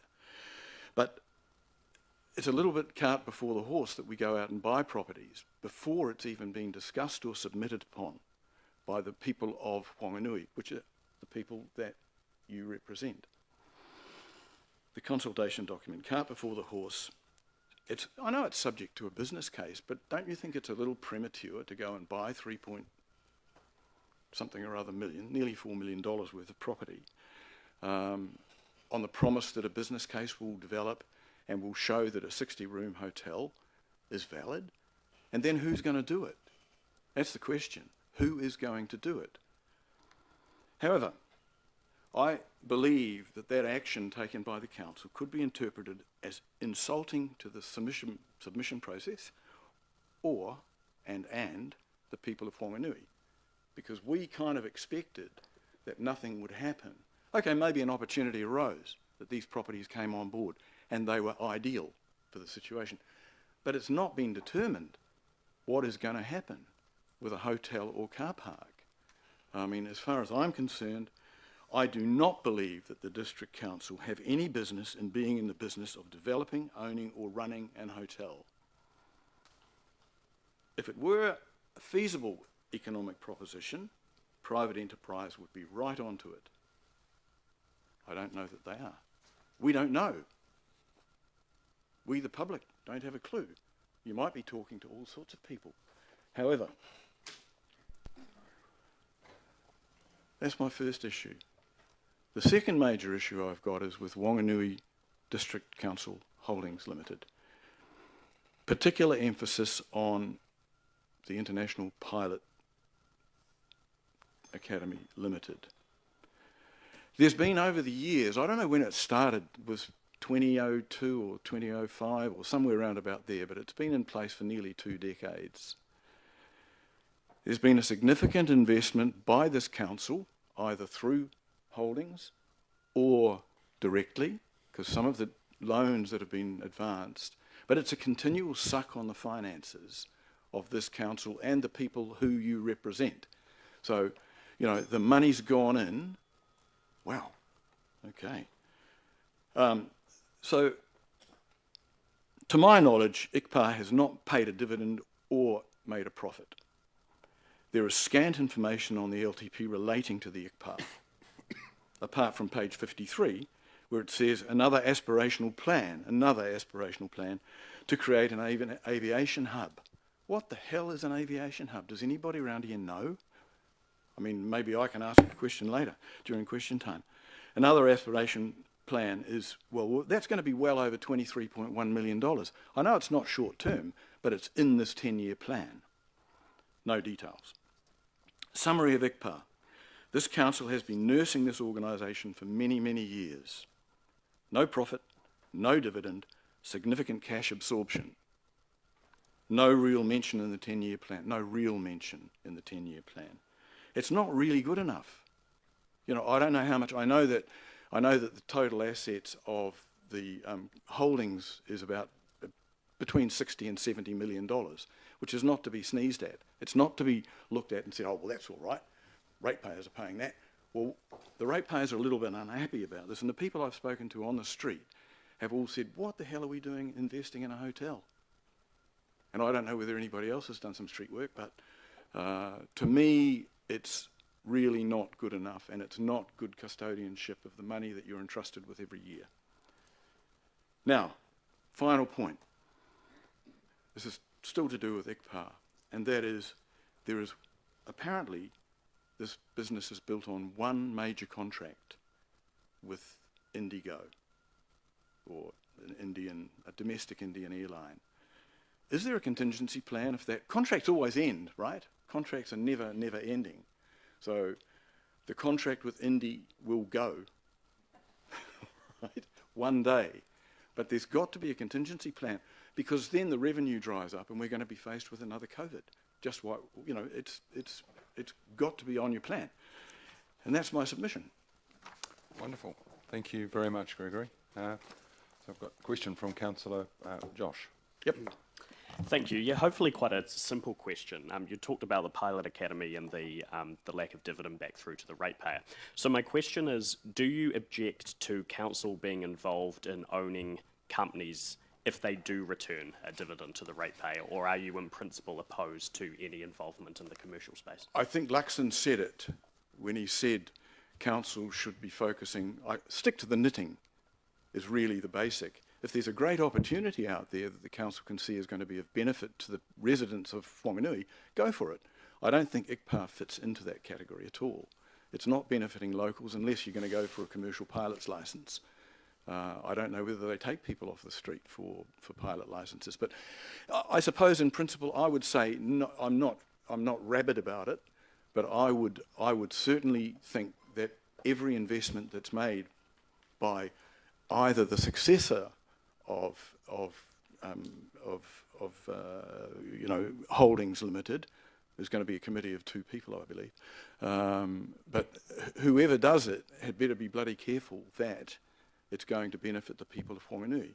And I don't know where this idea came from ICPA, for ICPA, but it happened a couple of decades ago, as I understand. So, yep, does that answer your question? Yeah, no, that's a. I mean, that's a not good rabid answer, about thank it, you. but Yep.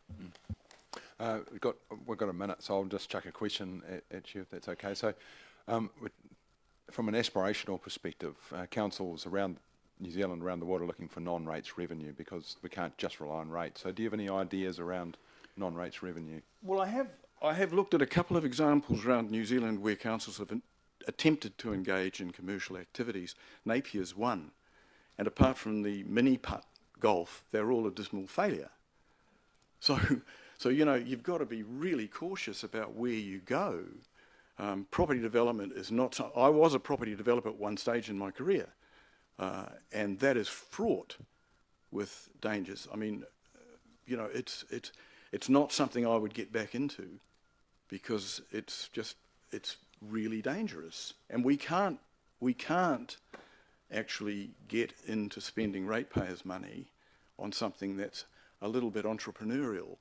I don't disagree with encouraging people to come in and do the hotel thing. Certainly don't. 5 seconds, 4, 3, 2, 1, 0, gone. No, great, thank you. No, wonderful. So thank you, Gregory, and we'll invite Dennis McCowan. Welcome, Dennis.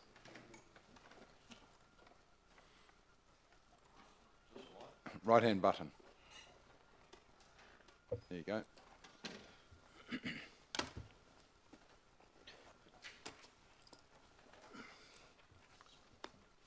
Your Worship, councillors, ladies and gentlemen, what you're getting right now, and I apologise for the lateness, you're getting a copy of my submission, but it's also got the first page is a whole heap of bio notes, which gives you a little bit about my background, so I won't go over that and bore you to tears. I won't attempt to compete with Ian Jones. But thank you for the work you do as councillors. I don't envy the decisions you've got to make. There's only one thing that's certain. Regardless of your final decisions, there'll always be a group of people that are strongly opposed to it. So you're in between a rock and a hard place as far as that's concerned. But thank you for the opportunity to share the submission. The public at large holds a large amount of local and professional experience, and it makes sense for councils to tap into it. And I think it can do it in all sorts of different ways, and this is just one of those ways. I have marked up the consult document in terms of my preferences, and I don't intend to go through those, but I just want to speak about 4 very specific targeted items. The first one is the Whanganui East Pool. I believe that these are special cases and they need additional and careful consideration. The Whanganui East Pool, its community value through its recreational and learn to swim is extremely important, and its history of ownership, construction and local fundraising makes it more so. And to suggest that kids bike to Springvale Park for recreational swimming or learning sessions, in my opinion, is courting danger by exposing kids to unnecessary risk. I would like to see more research done to explore cheaper options to repair and enhance the existing pool. I think they exist. The Opera House, I fully support the protection of its heritage value, and you may, from my comments, you may think that Bruce Dixon and I are on different pages, but we're not. As a theatre, in a traditional Victorian style, it has an intimacy between performers and audience and a design style which together produce outstanding acoustics. Any confident speaker or competent singer can project to every seat without electrical amplification. Those characteristics, together with its architectural style, must be retained. However, I support option 2, upgrade, to render the building more fit for purpose than it is currently. It will address the immediate health and safety issues and give more support to the backstage elements of large productions. It'll never be perfect, but it will help. We do need careful scrutiny to control potential overspending. The Repertory Theatre. It has inherent difficulties which have been ignored for far too long by previous councils. It enjoys heritage status mainly because of its previous life as a city library, and its many transformations into a theatre, essentially by removing support walls and creating a larger open seating area, has increased its earthquake risk. And as I said, previous councils have abrogated their responsibilities in the past to maintain the fabric of the building and have ignored the health and safety upgrades required by changes to the building codes, especially in structural integrity and the fire code. I understand why previous councils have suggested a sale of the building, maybe even for $1, own the building only to the Repertory Theatre or some associated trust, simply to get rid of the problems. These, however, will continue. The land cannot be sold. The need for major structural upgrade, earthquake strengthening and so on, upgrade of services and fire protection, on-site parking is not possible. Landslip protection at the rear is required. And the cost of insurance, which people tend to overlook, the cost of insurance in the hands of an independent owner is absolutely prohibitive. The Rep Theatre has over the years carried out minor but collectively significant repairs and maintenance at its own cost. I'm going to skip some bits here because I want to get on to the last item.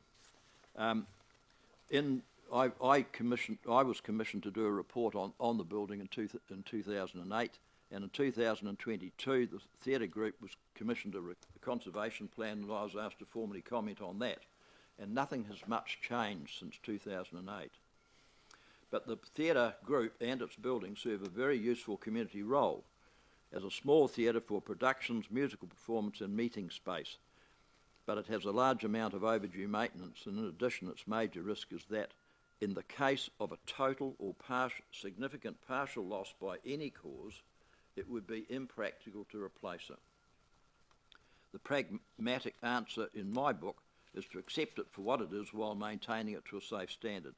So I suggest, because the Rep Group needs some certainty, give it a formal lease for 3 to 5 years linked to a clear commitment from Council that if sufficient funds are found to complete the structural upgrade, a further lease period of 25 years will be available. This will provide some level of certainty for Repertory and an incentive to proceed with fundraising, and gives it time to fully test and demonstrate the necessary level of community support. So I reject Council's option 1. The hotel and car park is my fourth one that I'm concerned about. Council's preferred option is fraught with difficulty and risk, and it's already noted in the Audit New Zealand independent report on the back of the consult document. I understand and support the Council's interest to desire and provide more tourist accommodation in the city. I agree with that, and we need it. But Council should ask itself 2 questions. Why are developers, and this was referred to by the gentleman just before me, why are developers not banging on the Council door with proposals and planning applications? And I would suggest that either the profit is too low or the risk of failure is too high.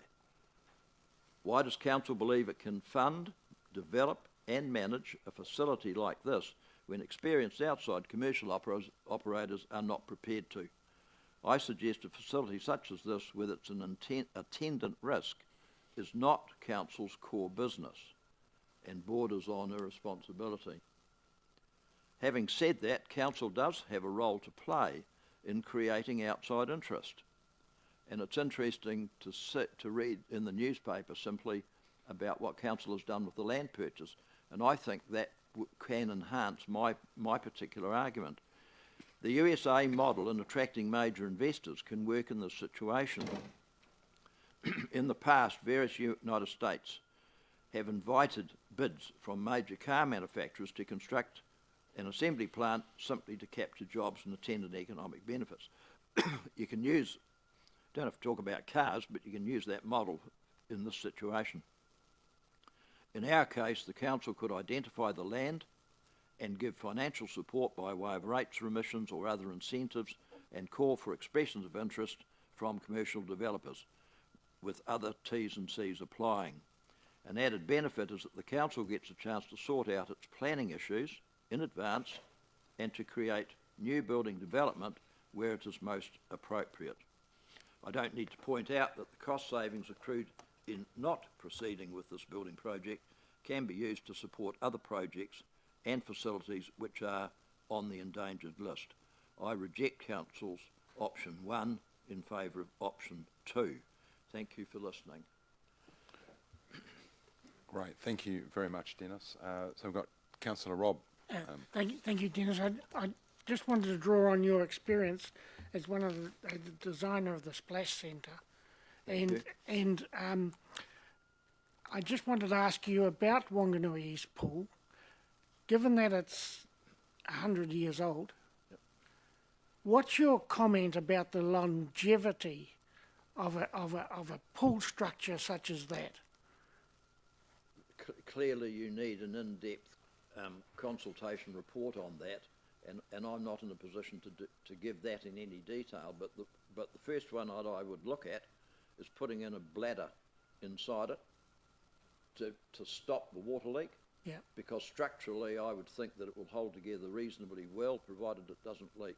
Now, you've still got other issues to deal with, like filtration and water sanitation and so on. But it does need a little bit of clear thinking and cool reserve to do something about that. But I haven't got any figures in front of me. I think there is a figure in the consult document. Yeah, 2.2. But the problem with the pool is if you pull it down, if you demolish it, and then you say to yourself, I want to put something else in its replace in Wanganui East, how much is that? And that's not considered in the document. Thank you, Dennis. Yeah. Thank you very much. Look, it's pretty strict with time here, so we're going to call upon thank you very much. Trudy Reeves. Thank you very much for coming in. Thank you. Yeah. Welcome, Trudy.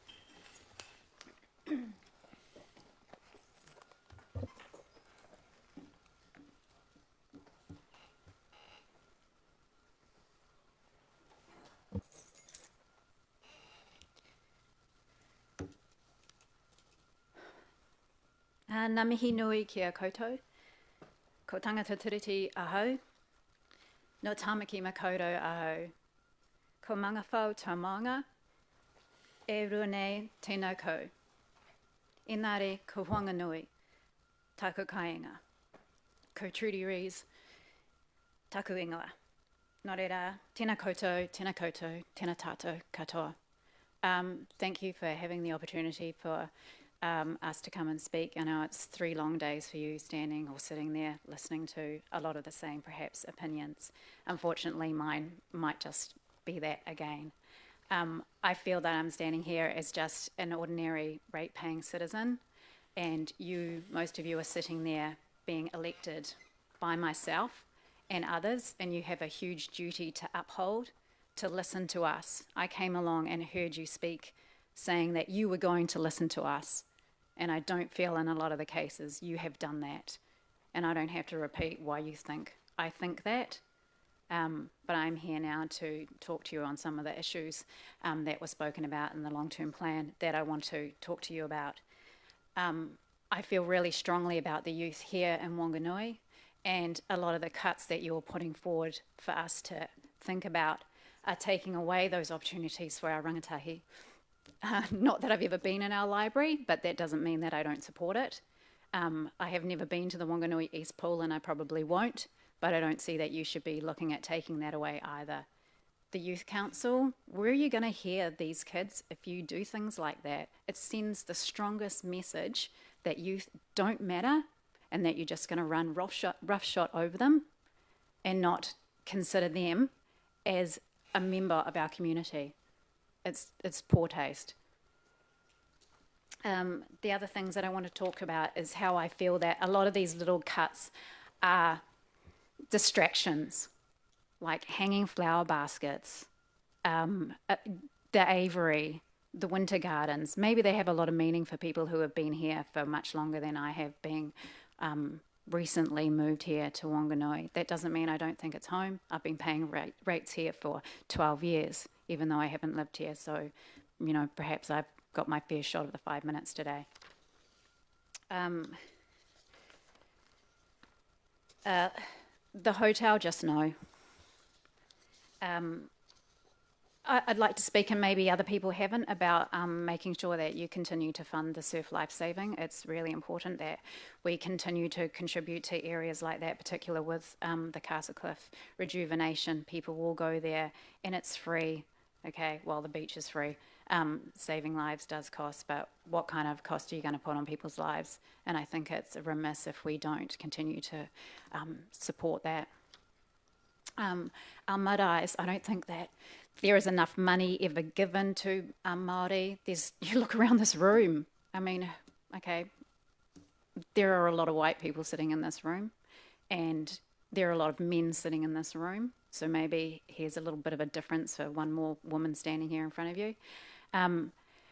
You've got to think about everybody, even the people who can't get here. Why can't they get here to speak?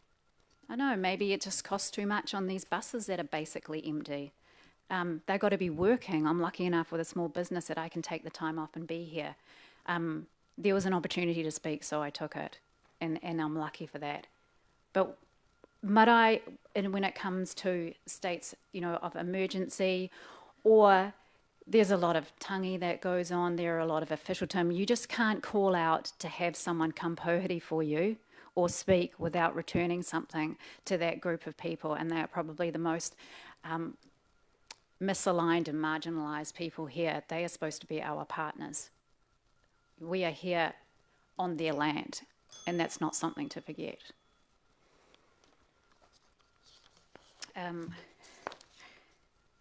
The last thing I guess I want to speak about is the plan, and I don't think it was done really well. There are things in there that are way too brief, that don't come with a lot of backup and understanding for someone to pick this up and read. And other people, because I spent hours last night listening to some people speaking here today about what they thought was really important, and it's this cuts to they're selling these $16 million worth of assets. What are they? Oh, and I just thought of one more point, and that's about just maybe preempt a question about where else are you going to get money from. I listened to you, Helen, say that people who are in the community that are hiring ratepayer-owned assets are only paying something like 10% of the rent.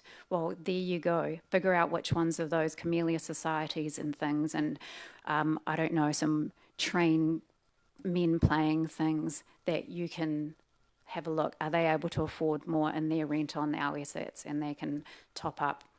Also, hang on, one more. I'm on a roll. How about some donations to their art gallery? As people go in, you make them pay. That's it.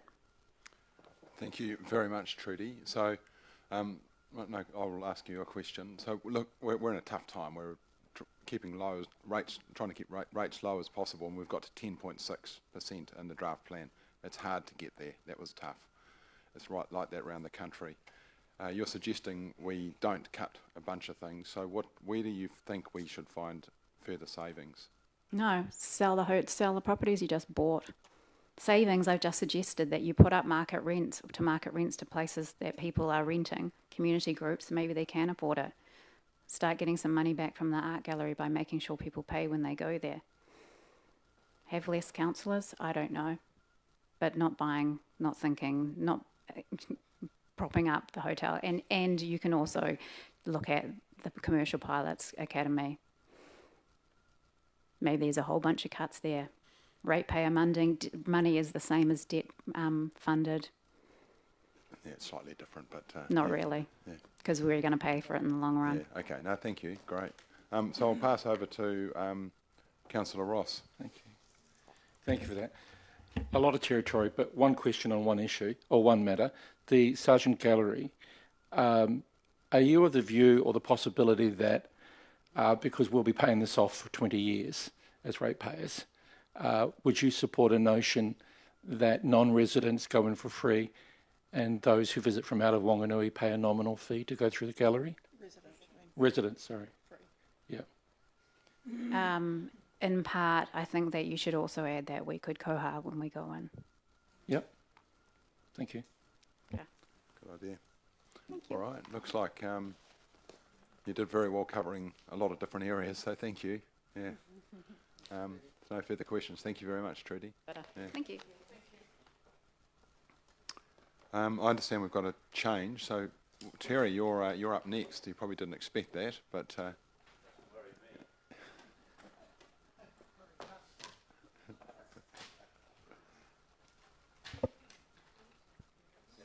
Right-hand side. Okay.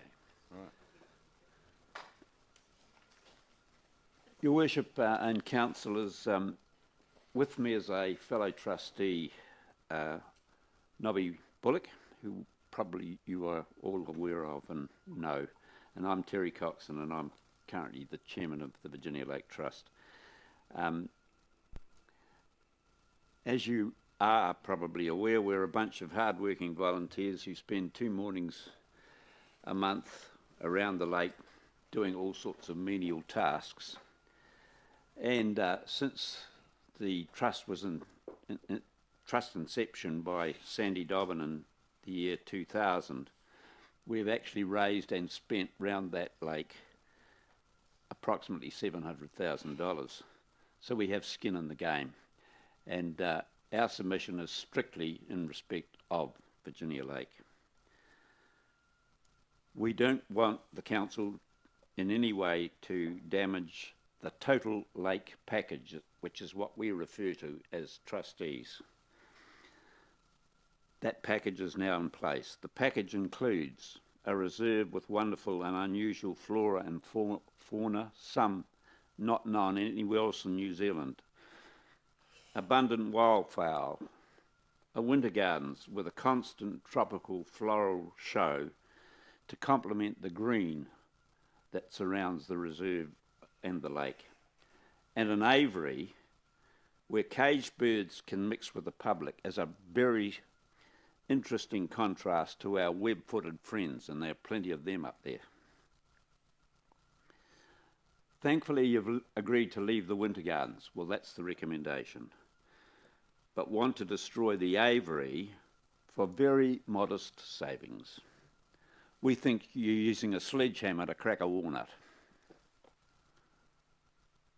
We believe there are other more appropriate measures that could be adopted, and support the submission of Mike Street, who happens to be one of our volunteers, but he also works at the aviary on the weekend. And I noticed in last week's midweek they're advertising for another person to help out at the aviary on a very short-term basis on the weekends.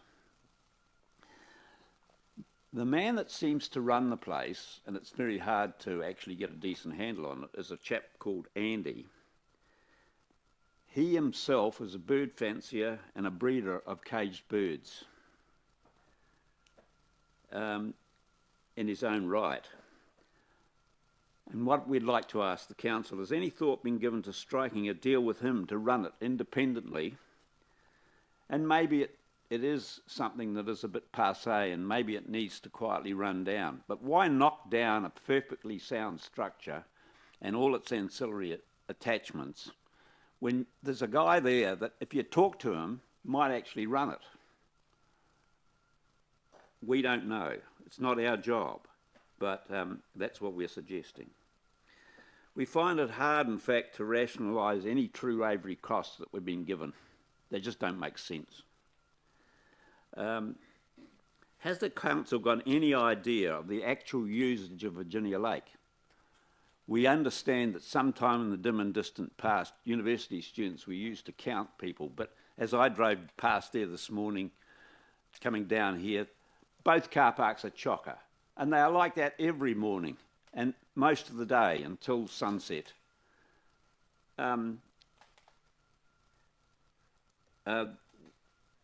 In fact, is there any other council facility in this town that's more used than Virginia Lake? You can't tell me, and we don't know either. Also, it would be nice to know what your intentions are in respect of the cafe. We know the tenancy is expiring. And incidentally, the first tenant that took up the option of using the old caretaker's house for a tea rooms and cafe was actually a Virginia Lake Trust member, trustee.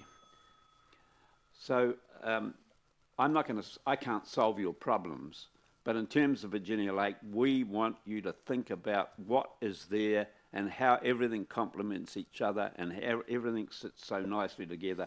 So why have a long-term plan for the Avery if you must have one, but why knock it down now? Thank you. Thank you very much, Terry. A couple of questions. First one from Councillor Kate. Thank you. Thanks for the submission and all the good work you do, gentlemen.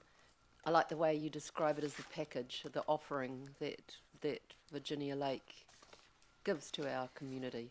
If we take away the specifics of the Avery or the Winter Gardens or whatever, do you think there's anything up there that's missing that you'd like to see, or your group? Have you talked about that at all? Yes, we have, and I think the cafe is a bit of a hodgepodge. It's a house turned into a cafe. I don't know whether anyone would ever think about it, but there used to be the Shangri-La across the road, which was a good facility. It's where Sandy Dobbin had his first meeting of concerned citizens back in 1998. Unfortunately, the developer of that site lost the opportunity to continue with an existing use operation on it because it sat unused for over a year, and so that right went and reverted to pure residential. But a nice cafe, a modern cafe, looking over the lake, perhaps behind Funky Ducks, using Funky Ducks maybe as a car park, knock it down, would be interesting. But I don't think the council should be building it, and it would need a long-term ground lease to an operator to a small example of the Hotel One situation that you're faced with as well, of course. But the other thing, there was a mention by the previous lady about kohars and charging, and the staff at the Avery have said to council, for God's sake, put a decent box in here and ask people for a koha, because a lot of the families that come here, and it is a lot of families, would pay a kohar. You know what the council did?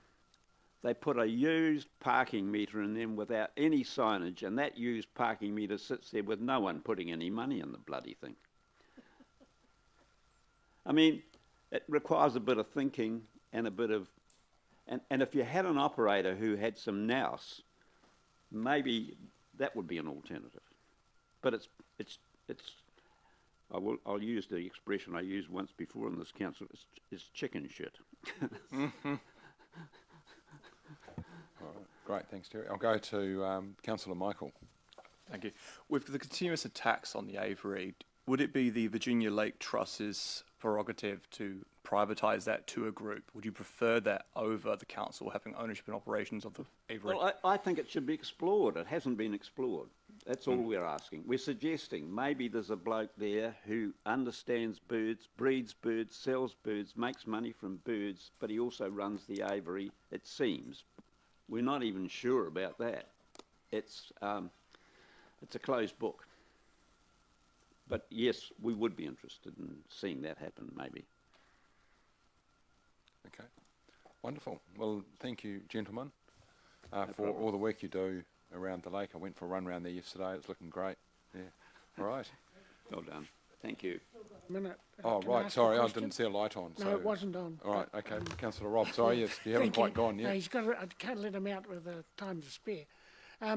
Just in general about the satisfaction with the presentation of the lake by the council. My impression is that it's very well presented in terms of the maintenance all around the lake. Yeah. What's your impression as a trust?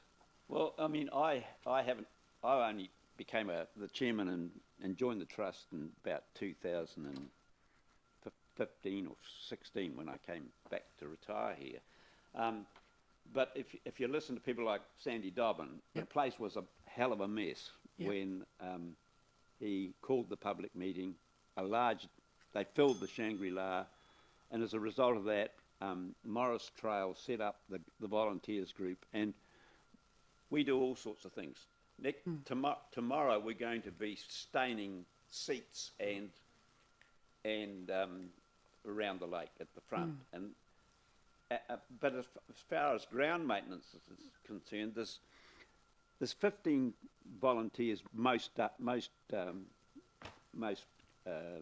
Thursdays mornings. A lot of them are ladies who love weeding. We hate weeding, but and they know what to pull out, which is bloody important. But Right. the place is it's not pristine, but it's obviously a lot better than it ever was in the past. Good. Thank you, Terry. It's always very hard to get you to stop talking, but I'm going to have to stop you talking. All right, no, thank you. Just keep reading my missives. All right, thank you. Okay, so we've just got a moment's wait for Marion Sanson. So, yeah, so unfortunately that means she'll probably be eating into her time, but...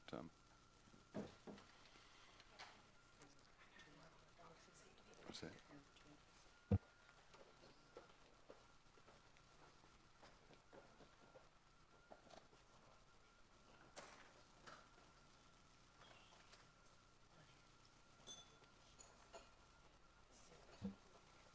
Welcome, Marion. Just in time, so I'll invite you to get straight on with it. Yeah, sorry, kia ora tātou, katoa, sorry to keep you waiting. So I wanted to speak on 2 points today. First of all, about the Youth Council. Our young people, our rangatahi, need a voice. In fact, we need to hear from them because, in particular, it's the times we live in. No time, it's older people like me who are making the decisions, and they're critical decisions. But these young people are going to have to live with them. So we need to hear from them, and they need a voice. Now, how that's done, it's to be participatory. And so the Youth Council, my experience, or 2 anyway, was prior to the general election. They organised the elevator opportunity for candidates, and they also organised the climate strike to draw attention to this critical issue. So as far as I could see, there are young people out there who do want to participate in local government democracy.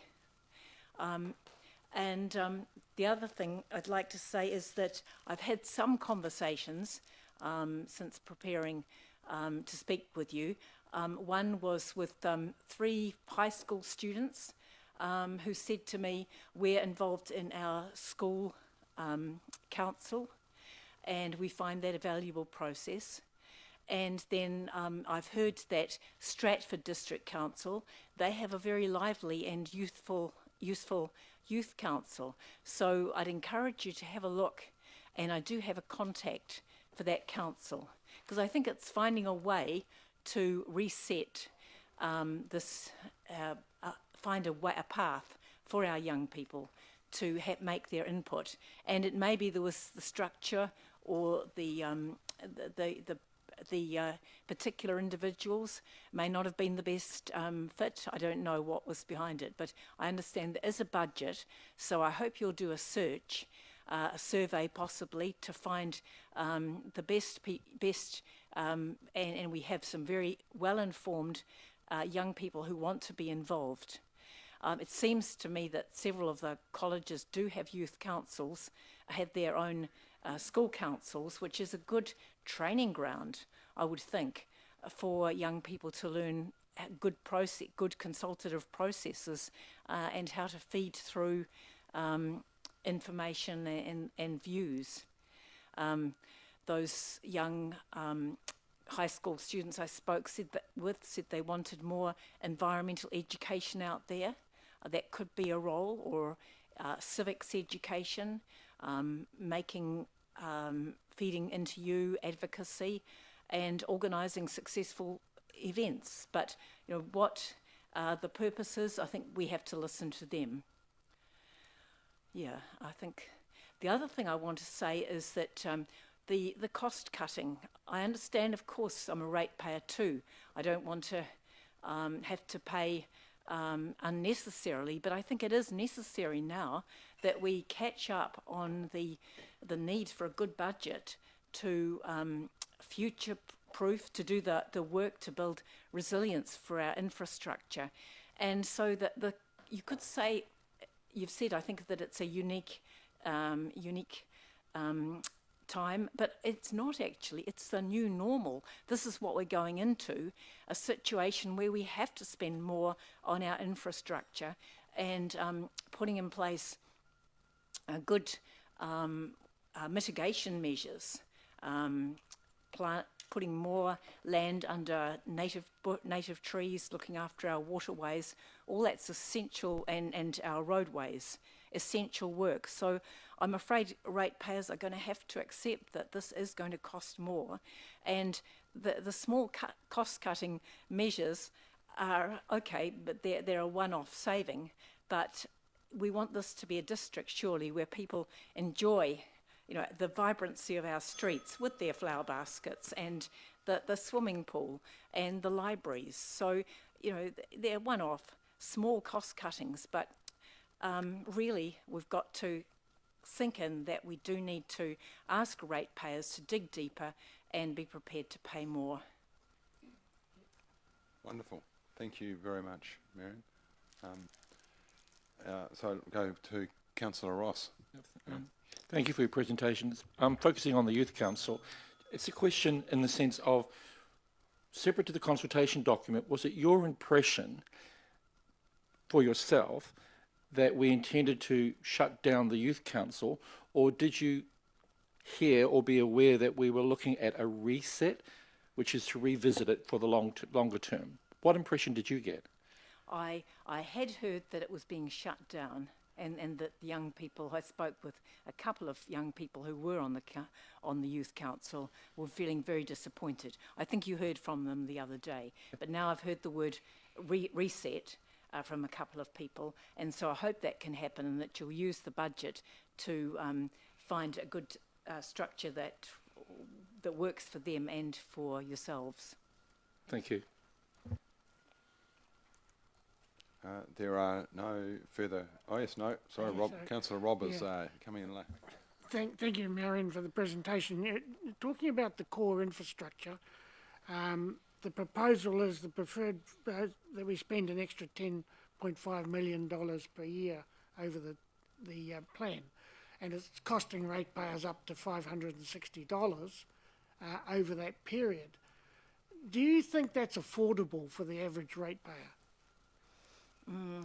I mean, I know I'm going to have to dig deep, and I know some people who might not have applied for the rebate previously will have to apply for it. But these are the really good services that make life good for us. So I'm hoping people will. I'm just noticing, I mean, we're going to spend a lot more on insurance. In fact, everybody's having to spend more on insurance. But I did suggest that actually the practical measures that mitigate might be a better use of money. Yeah, that's being looked at, of course. I haven't looked at that in detail, but that was my immediate thinking behind it. Let's do top of the mount, halfway down the mountain, rather than as it's filling up our CBD kind of approach might be better. Yeah. Okay. Right. Well, thank you very much, Marion. That's Thank it. Yeah, and appreciate all your efforts to make a difference. Thank you. Thank you, Marion. Really appreciate it. Those weren't mine, but No. okay, good. Thanks. Right. So we're back at 12:58.